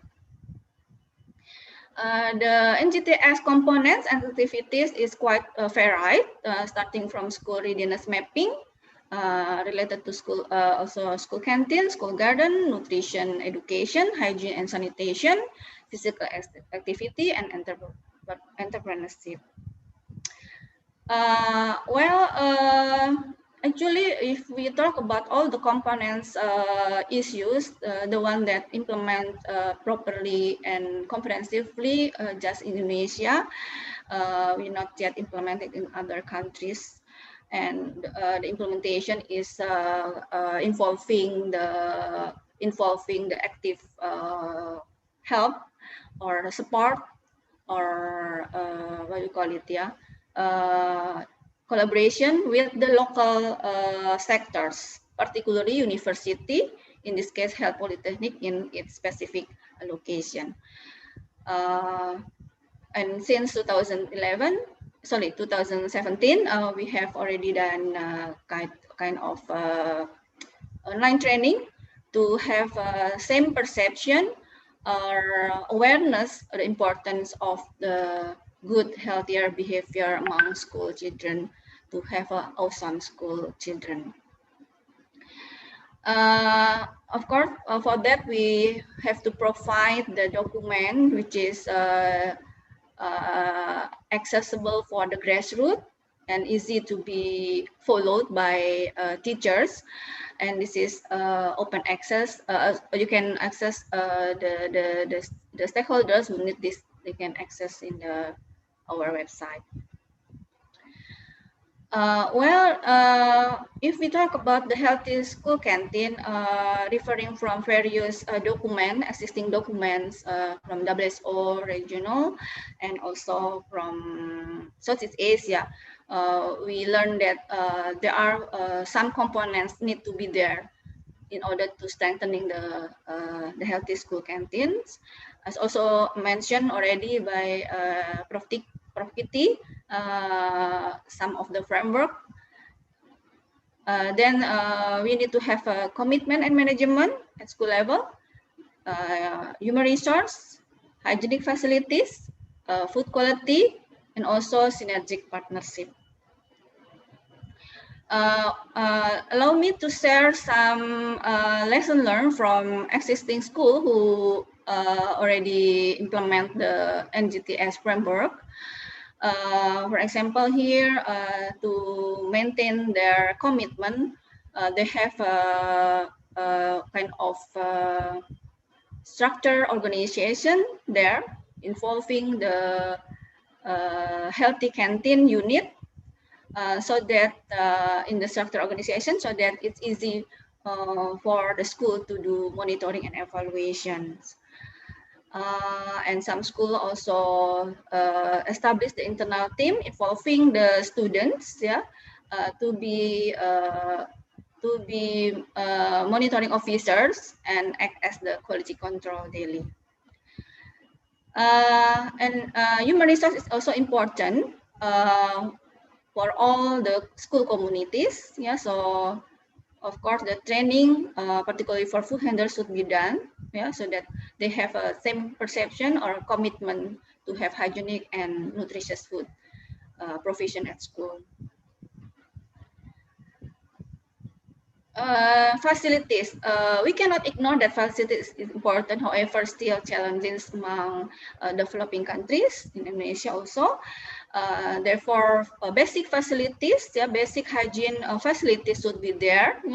Cleaning, disinfection equipment, dishwashing station with sufficient safe water and soap, hand washing station, stress bin, and also involving the students to be as kind of what we call it role model. They should practice and show to other students.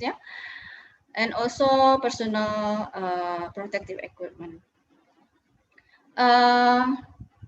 Pest controls also quite high problems among school canteens, because they think it closed at night, then they doesn't care about how to protect from the pest. Therefore, we suggest that still the effort for keeping foods away from pests and insects should be there. And cross-contamination occur, particularly for school who provide masal food. Then FIFO storage system should be implemented, and functional storage, the refrigerators should be in good conditions, and to prevent contamination, hopefully they can use food tongs, and also food grade packaging.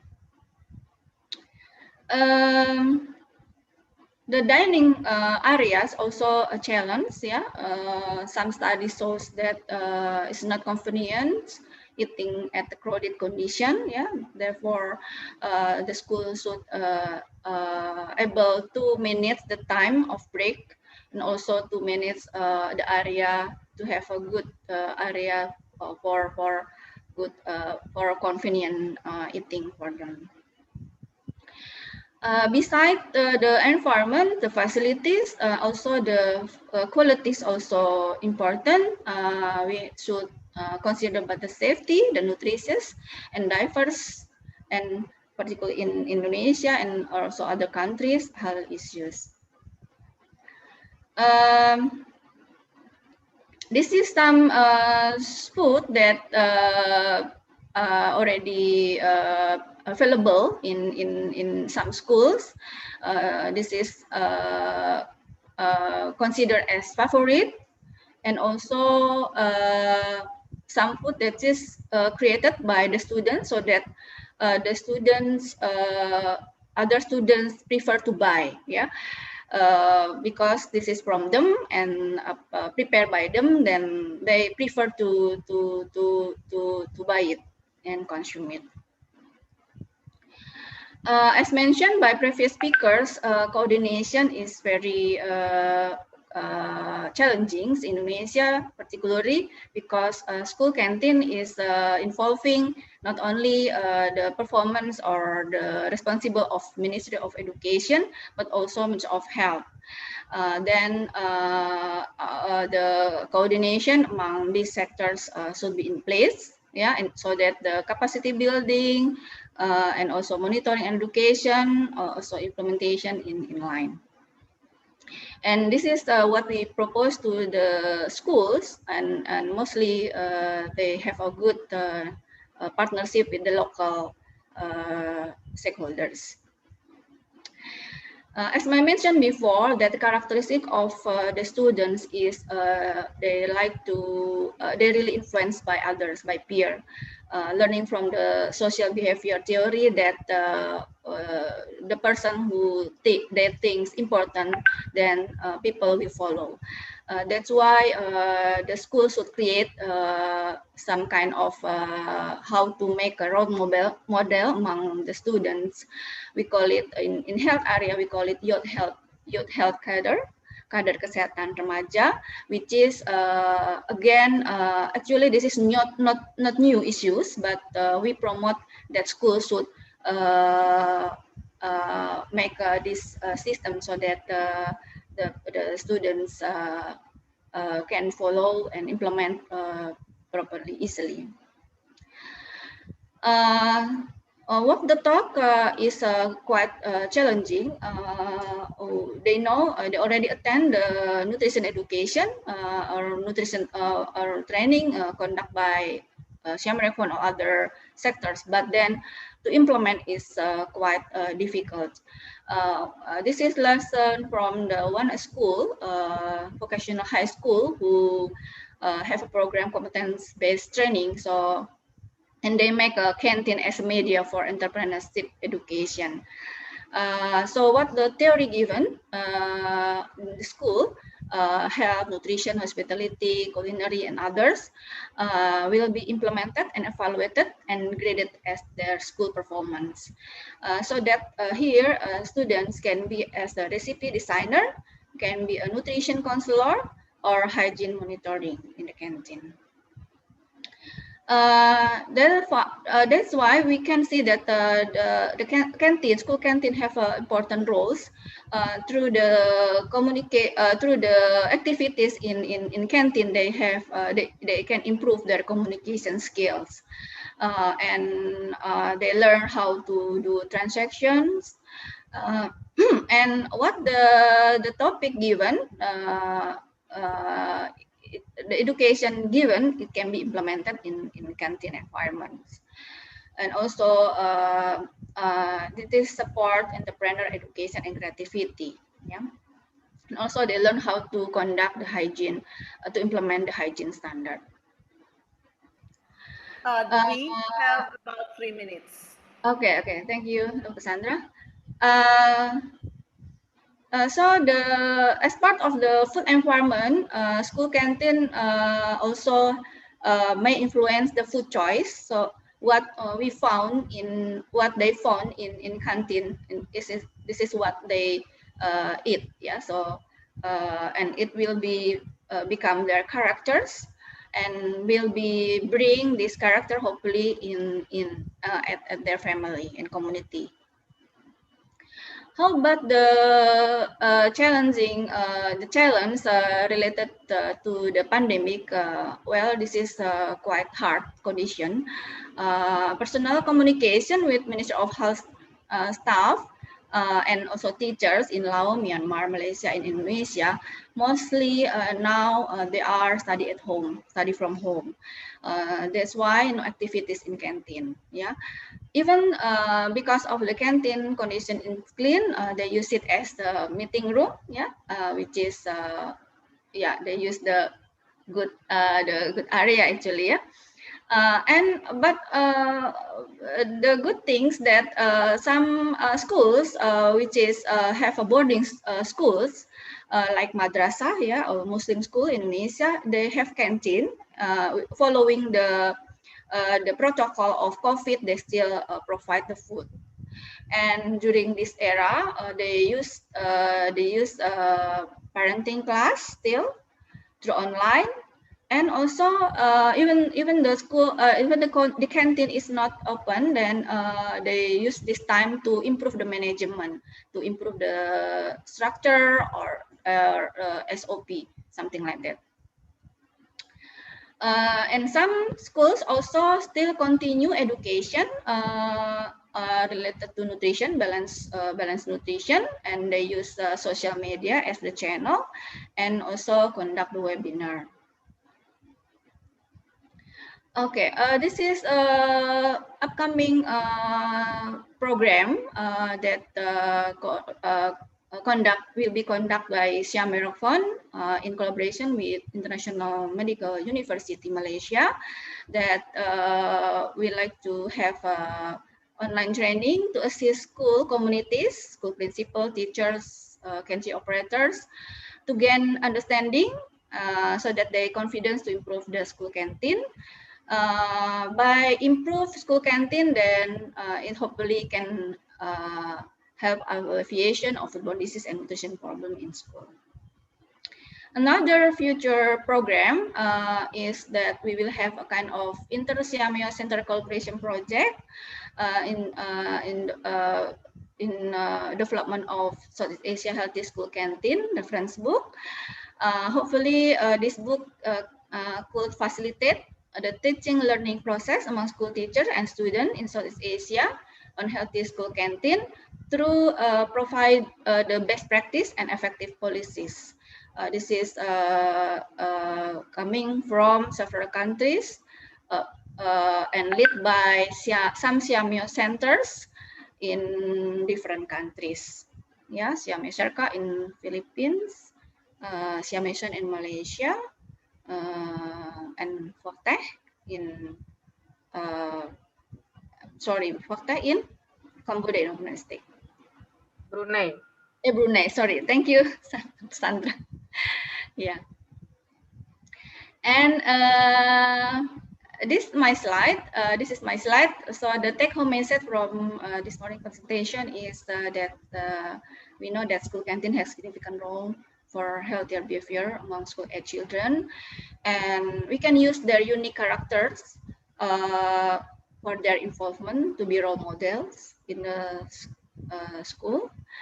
And then the components of healthy school canteen, hopefully it can be implemented to facilitate the healthier behavior at school. And the partnership to get more resource is important, and coordination to strengthening the program. Okay, thank you. Terima kasih. Kapkunka. Salamat. Yeah, that's all my presentation. Dr. Sandra, I offer to you.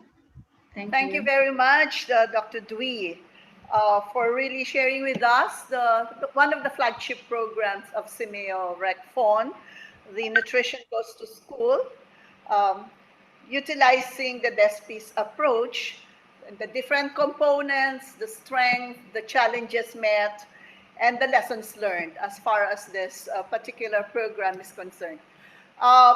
Like our four speakers have actually shared the experiences, the programs related to healthy school canteen. And we have a lot of questions posed by our audience. And the committee, the RECFON committee, has actually selected questions that will really add more information to what this, about the different programs. The first question is actually addressed to James. How did the Health Promotion Board of Singapore started the partnership with manufacturers and fast food restaurants? What are the lessons learned from this partnership with manufacturers and fast food restaurants? James?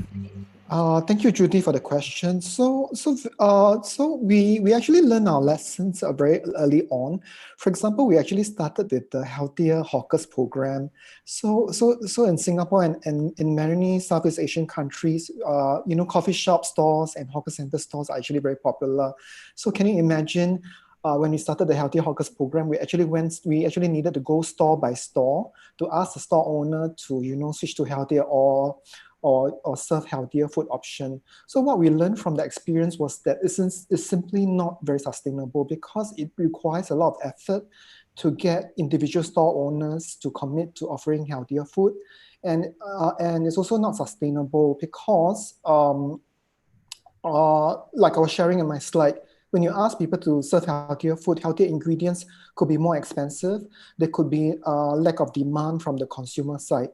So learning from the experience, we actually developed the food strategy back in 2014. That's when we go upstream to target the food manufacturers.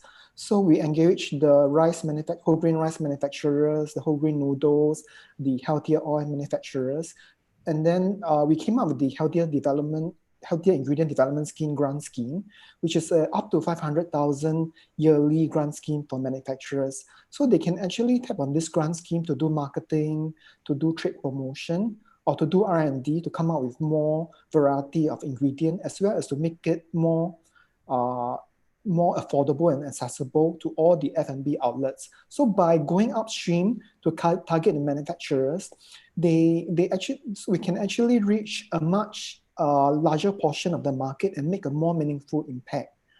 So how do we start the partnership? To be honest, we actually approached them one by one. So it started with all the oil manufacturers. Then after that, we built the base. We built a rapport with them, and then we showed them. We actually also engaged them and showed them what they can do with the grant actually. So after that, we slowly expanded to whole grain rice, whole grain noodles. And during the second expansion, we also expanded to lower sugar drinks, desserts, and sauces. So when they see how effective the grant scheme is, they actually commit to more volume year on year. So today, a lot of the manufacturers still renew on the grant year on year. Then secondly, we also drive demand through the Eat, Drink, Shop Healthy marketing campaign in Singapore, whereby we actually incentivize and reward consumers for purchasing healthier options, as well as through education. So we actually need to target both the supply and demand side. So for fast food restaurant, that's when we started the healthier dining program back in 2014 as well. So the process was very similar. We actually went to all the major F&P partners in Singapore and explained to them, about the growing trend of obesity in Singapore and why we need to target that now. And subsequently with the war against diabetes. So we go after the chain restaurants first. So which means people like McDonald's, people like Swenson's, Kopitiam, who has a lot of chains in Singapore. So we get their buy-in to sort of be the industry leader to serve healthier food options in their restaurants, because firstly, it's much easier to get chain restaurants to serve healthier food options, because once their headquarters believe in our cause, they will actually implement it to all the outlets in Singapore, rather than us going to each smaller individual kind of restaurant. So once we create a suitable market share in the market, that's when the rest of the smaller players will join in as well. So I hope I managed to answer your question.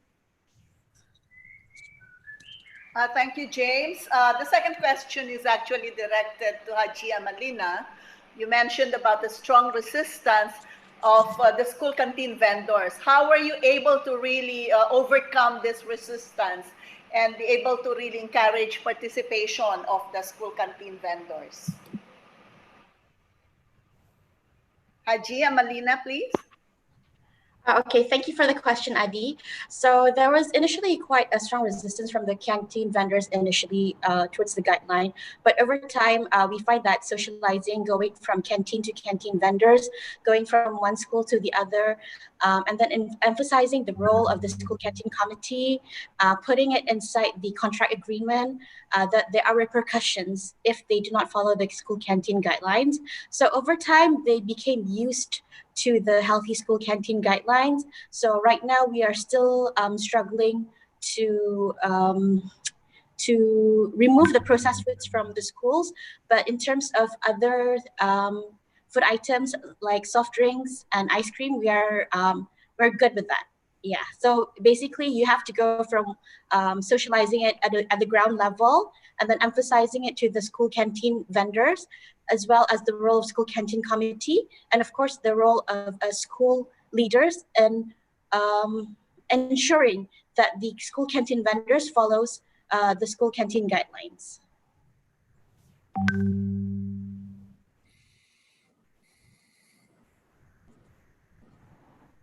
Hajah Amalina, Hajah, sorry. Now, the next question is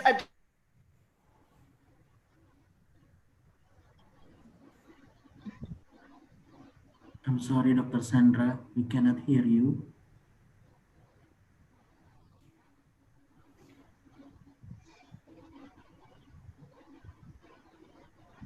Can you hear me now? Yes. Yeah, okay. Now this is addressed to Professor Kitti. Can you share more about the role of parents in the school lunch program? That's for Professor Kitti. And what are some of the lessons learned in involving parents in the school canteen program, in the healthy canteen program? Thank you Professor Kitti?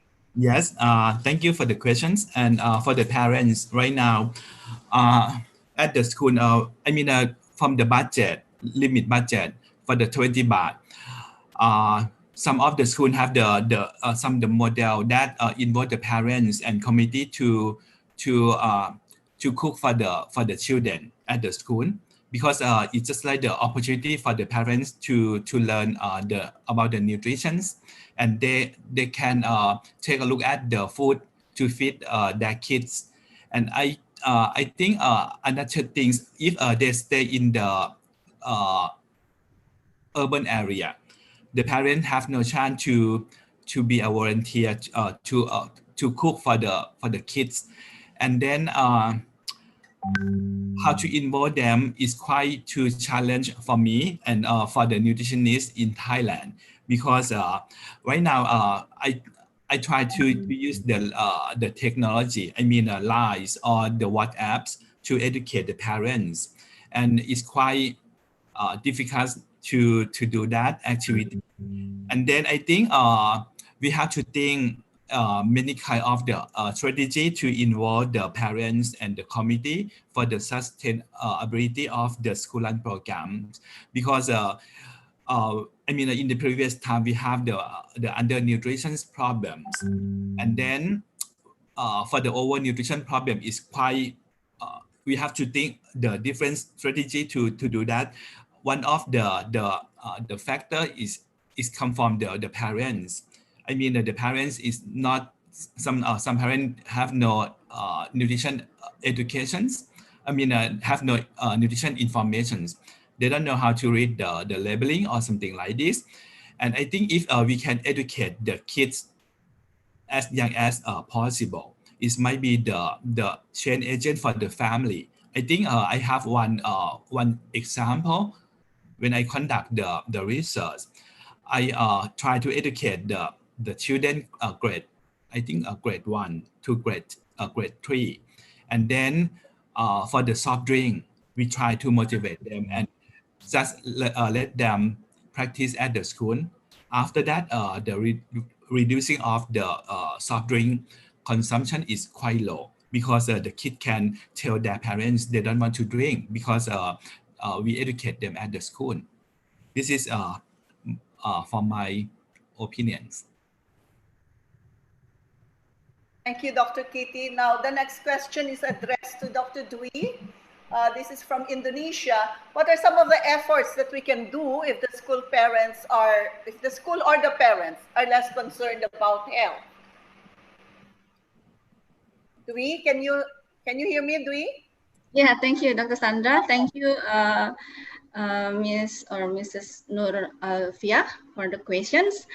It's true that the parents really have a significant importance to make the practice implemented in daily life, including in home as well as community. Experiencing from the schools that they try to implement the framework of nutrition goes to school, particularly this era where the school from home program is done. The schools try to involve the parents to have the same perception with the school's policy. The school's policy in related to the food and food supply or consumption among for the school children, they inform it through the online. They have a parenting class, parenting class online. That's what been done by the schools, and lesson learned from other schools that. Again, this is if the students already already as a school pupil in the school, yeah. But one school also what we have here, what we call it, the meeting of the parents before the students entering the schools in the first grade, for example. There is kind of what we call it, this is not contract, but kinds of to make again same perceptions of the policy of the schools, so that the parents can follow and also monitor, as well as facilitate the activities of the students at home. This is what have been done by some schools. In some schools also they have kind of what we call it, yeah, association of parents and school, where the parents also have a significant role to improve the condition of the school, including the food and nutrition and health. That's why here partnership and collaboration with parents, which also parents alumni of the schools. Yeah, then involvement of them will make more smooth in implementing the concern. I think that's all from me, Sandra. Hopefully it's respond to the questions. Okay, thank you very much, Dr. Dwi. Our next question is to Professor Kitti again. Based on your experiences in working with a school, what are some of the promising or best practices that can really be promoted to scale up the school canteen program? I think for this, the best practice from the healthy canteen, based on the factor that I mentioned already in the slide. For the budget, is quite promising from the government. If we didn't have the budget to run the school run program, it might be very hard for us, because some country, as I know, the budget is come from the parents, and in Thailand we have the gaps for the children who stay in the semi-urban area or in the rural area. If we didn't provide any lunch, they might stay at home, and from the rate of the attendance to the school is might be low. And when we provide the free option of the lunch, it mean they can learn, and the health nutritional status of them is better. The second thing that we can scaling up, I think maybe we have to concern or to think about how to work with the private sector. If we rely just only on the government budget, we cannot do the best thing for our kids. Maybe we have to set the lines how to work with the private sector, even though they really need to do the marketing from their company. We have to set, and we are the academics people. We know what we have to do the best for our kids, and we can scaling up. From Thailand case, when I work with the private sector, sometimes my colleagues complain me a little bit, because it's just like the new things to learn and to work with them. And when we trust each other and we have the same goal, we can go to the same way, and we can work together. Yes, thank you. Thank you, Professor Kitti. James, there's a follow-up question to you. What are some of the buy-ins or incentives that the Health Promotion Board offered to the vendors to ensure compliance? And what would the HBPB do if the vendors do not comply? Thank you, Rasdia, for the question. So initially, when we implemented the Healthier Meals in School program, for vendors who consistently pass the guidelines and comply with the guidelines, we actually give them a monetary incentive on a monthly basis, so that would sort of encourage them to follow and comply with the guidelines. For those that actually don't fail the guidelines, maybe out of 9 guidelines, they fail one or two. So we will have our team, which is our school health executive, as well as the school canteen committee to follow up with them. So to ask them, just to follow up with them, why are you not complying with the guidelines? Do you need training? Do you have difficulty finding healthier ingredients? So, but eventually we actually removed the incentive because it was much better and more sustainable going through the manufacturer's route, through the healthy ingredient development scheme. Because one of the main challenges that the vendors have is actually the higher cost of healthier ingredients, for example, whole grain rice and whole grain noodles, simply because of the demand and supply in the market.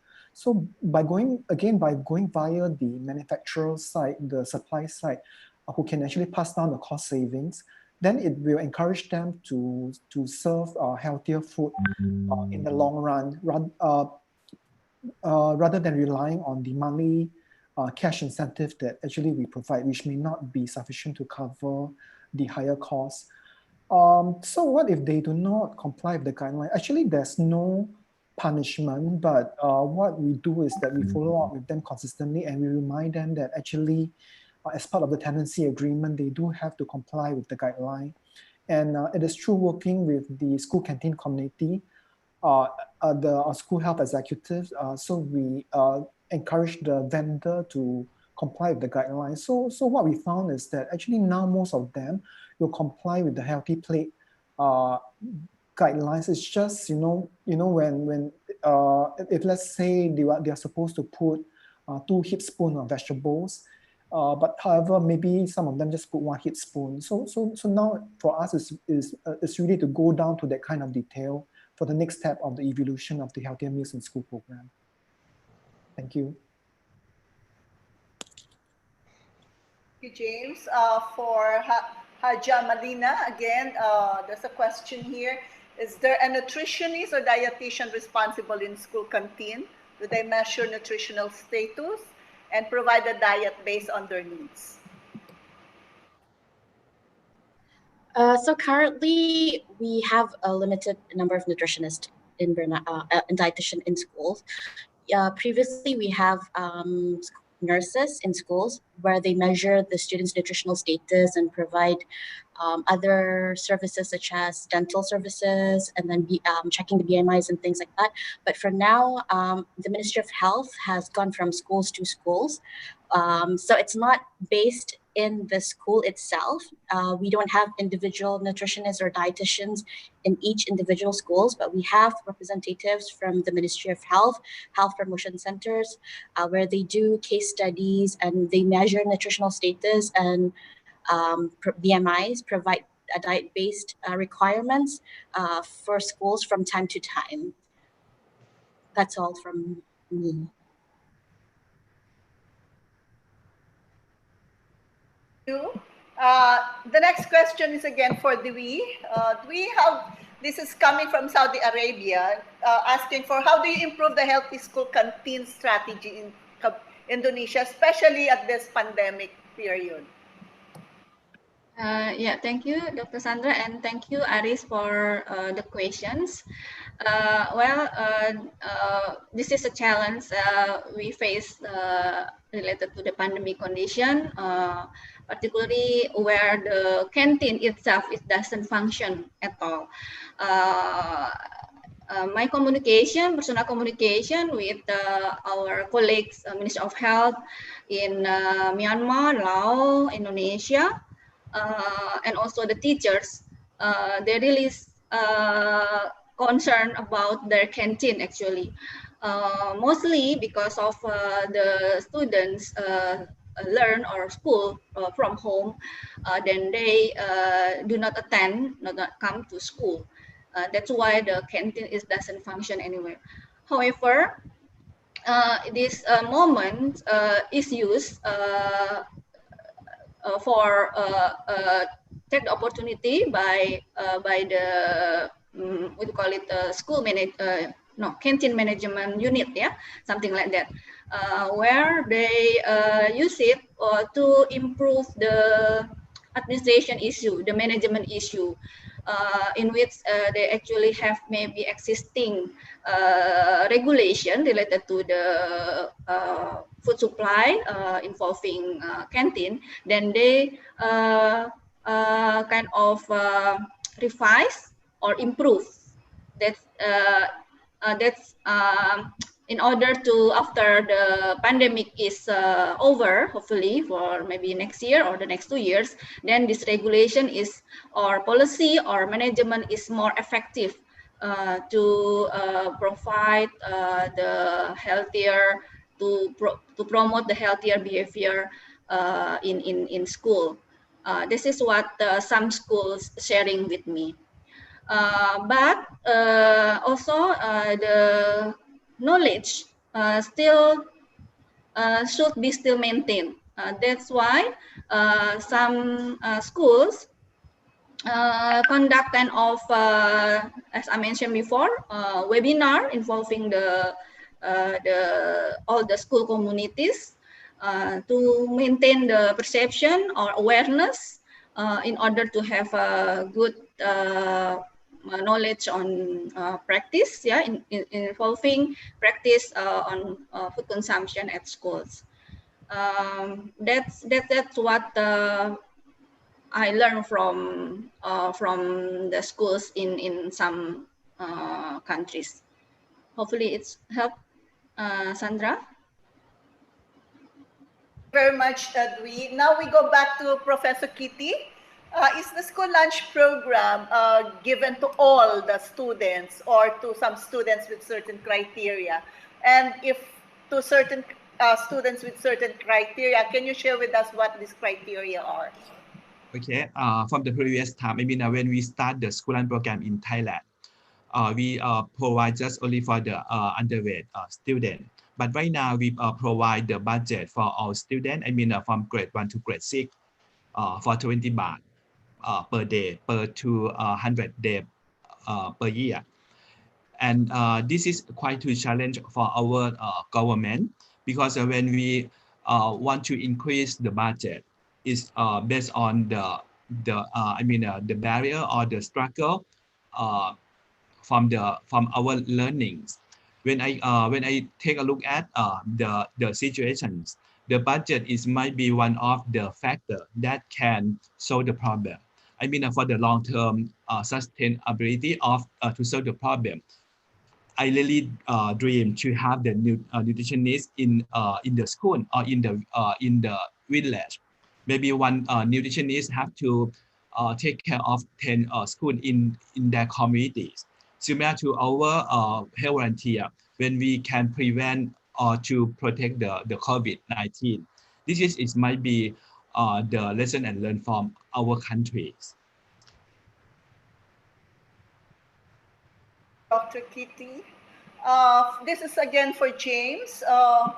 What do you do to recognize the school that were able to implement the healthy meals in school program, and is there an added on value to the school for really implementing the healthy meals in school? Okay, thank you for the question. So initially, when the healthy program is implemented in school, we do have the Cherish Award. So this Cherish Award are recognized for school who not only implement healthy canteen program, but for example, physical activity, mental health programs, or helping the at-risk youth in school.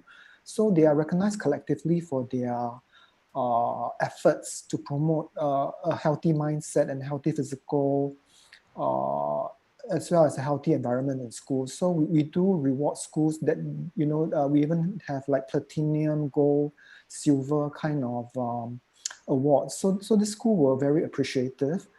In fact, if you go to a few of their own websites or in their annual reports, they will actually very loudly, very proudly display the award that they actually won from HPB in recognition for health, for being a health promoting school. So by and large, we found that schools actually, to to be more competitive and to want to be recognized for doing something out of academic achievements, they do appreciate this kind of awards. So we have also recently started to recognize all these health promoting efforts by schools through the Singapore Health Awards. So the Singapore Health Awards is organized by the Workplace Outreach Division in HPB. So this year onwards, we actually expanded that award to recognize, for example, preschools, as well as some of the schools that have implemented all these health promoting efforts in their environment. So these are some of the ways that you can help schools to come on board of the program by providing them that incentive to be recognized much more than providing a academic environment. James, we go back to Hajah Amalina. Given that every student have different nutritional status, so how could you prepare the nutritional requirement for this different students? Students with wasting, stunting, some students suffering from obesity and other kind of nutritional problem for this of the student in the school. How do you prepare the requirements?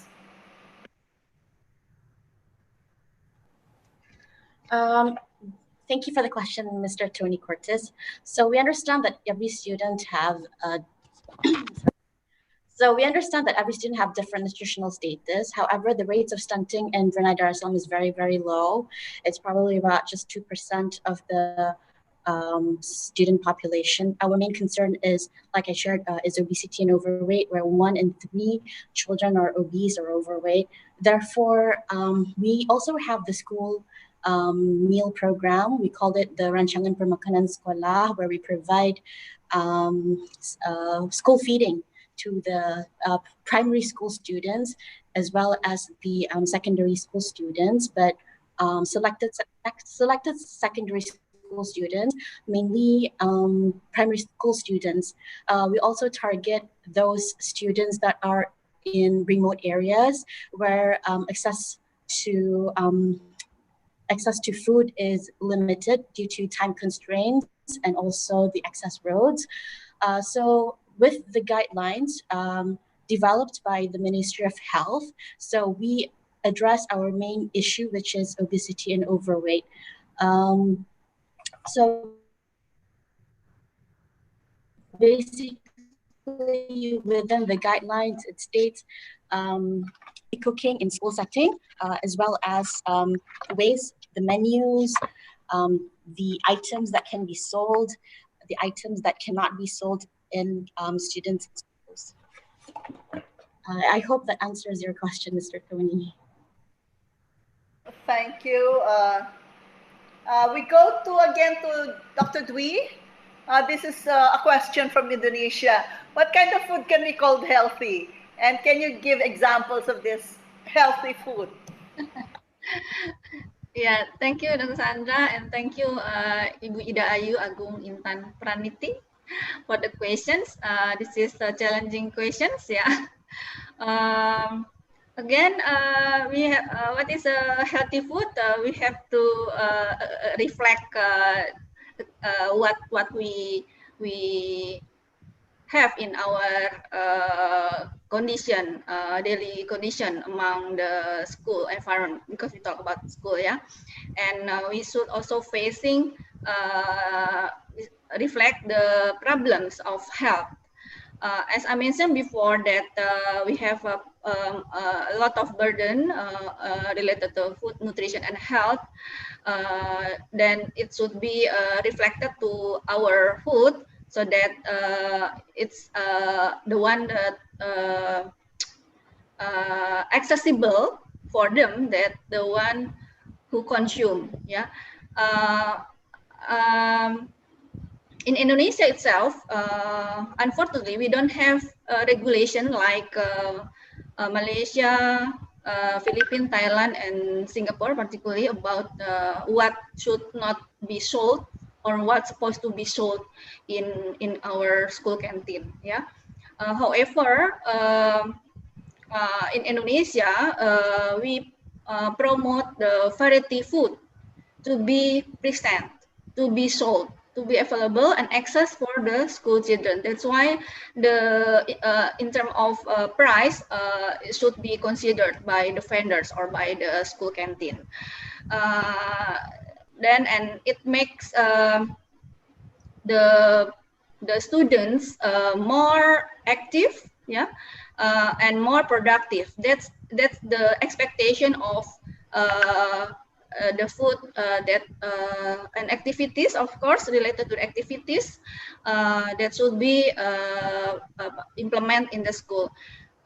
Healthy food is not merely standalone. It also should be considered with other components like Dr.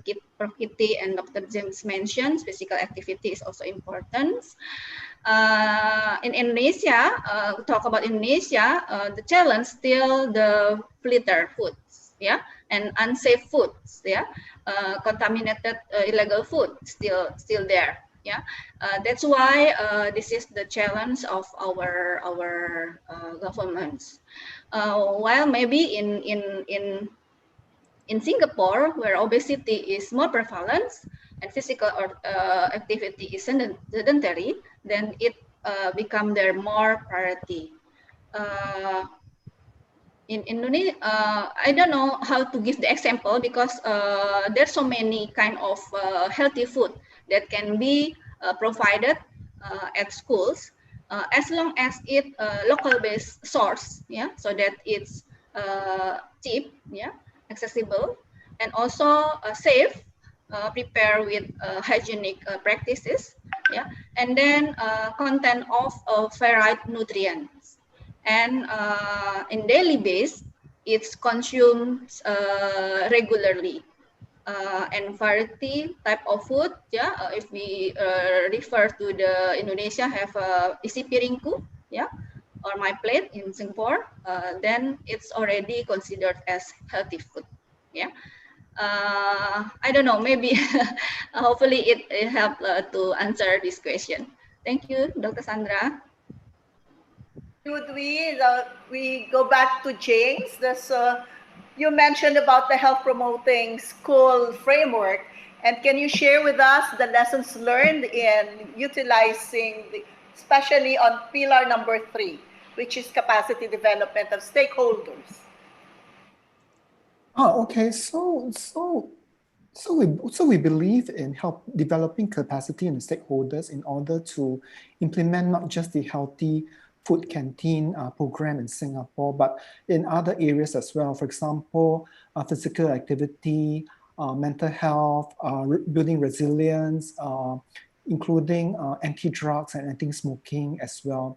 So we realized that as an agency itself in Singapore, we are actually very limited, both in terms of our manpower as well as our budget. Like it was shared with many of the presentations here today. So what we realized that in order to create a ripple effect and influence make a meaningful impact on the market in terms of our obesity rate, our diabetes rate, we really have to work with our industry partners and stakeholders like the food manufacturers, the school canteen community, the principals, and in order to create a meaningful impact in the market, rather than just roll out countless number of campaigns that may or may not have an impact on the students' welfare. So by having all this, by training the trainer, whereby we educate the teachers, the principals, the parents on how to deliver some of the healthy eating messages to their children, we can have a more sustainable method for delivering all these programs, as well as push up all these initiatives to the schools itself. And if we can also help the parents recognize some of the risky behaviors like overeating, a sedentary lifestyle, or picking up smoking through through mixing with bad companies, then it's much easier for them because they are with the children most of the time. Whereas as an agency, because limited staff, maybe our staff can only visit the school once a month because there's simply too many schools. So after recognizing that the building of partnerships and working with stakeholders is a very important part of our work, we then design our program in such a way that we provide a lot of training at our cost, and we build up all these champions to deliver our programs and our messages, and which will actually make it much more sustainable and create a much more impact on the market. Thank you. Now the last question is directed to Hajah Amalina. Who are the stakeholders who are doing the monitoring in the school canteen? Thank you, Aprianty from Indonesia, for the question. So we emphasize on a whole of nation approach in monitoring of a school canteen. So they are all from various stakeholders, but mostly our stakeholders are from the Ministry of Education, Ministry of Health, as well as Ministry of Religious Affairs, whereby we have joint inspection in schools. Sometimes it's every 3 months, sometimes it's every 6 months. So we have been doing this since early 2000s and until now. So it helps to ensure not only the compliance to the healthy school canteen guidelines, but also in terms of aspects of legality, in terms of the food that they are selling, is it halal, or in terms of their workers, are they legal to stay in Brunei Darussalam? Food safety aspects are also monitored. So we emphasize a whole of nation approach with joint inspection from various ministries. Thank you for the question. So that's it. Thank you for all our participants who shared questions, and we'd like also to thank all the 4 experts who shared with us a lot of the experiences and a lot of lessons learned that we can brought home with us and improve our own school canteen implementation.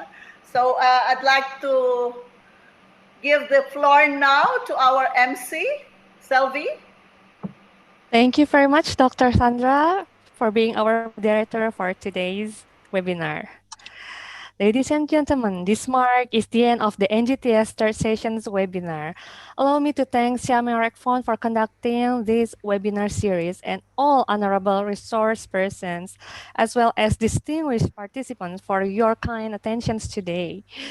It was my pleasure to be the master of ceremony for the third Southeast Asian Nutrition Goes to School webinar series.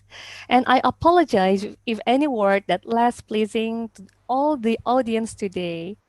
In addition, NGTS will conduct the fourth on 18 November 2020 with the topic School Garden and Wash Program. And in 26 of November 2020, there will be NGTS Solution webinar that will held in Bahasa with the theme Pelaksanaan Perilaku Hidup Bersih dan Sehat di Sekolah. Your participation for NGTS next session might influence our children's futures. Let us all be guided by all the things we have learned and heard throughout today's NGTS webinar. We hope to see you again in the next session, and thank you very much for your kind attentions today. I'm Selvi Aprianty Mardiana. Good afternoon. Good afternoon. Good afternoon.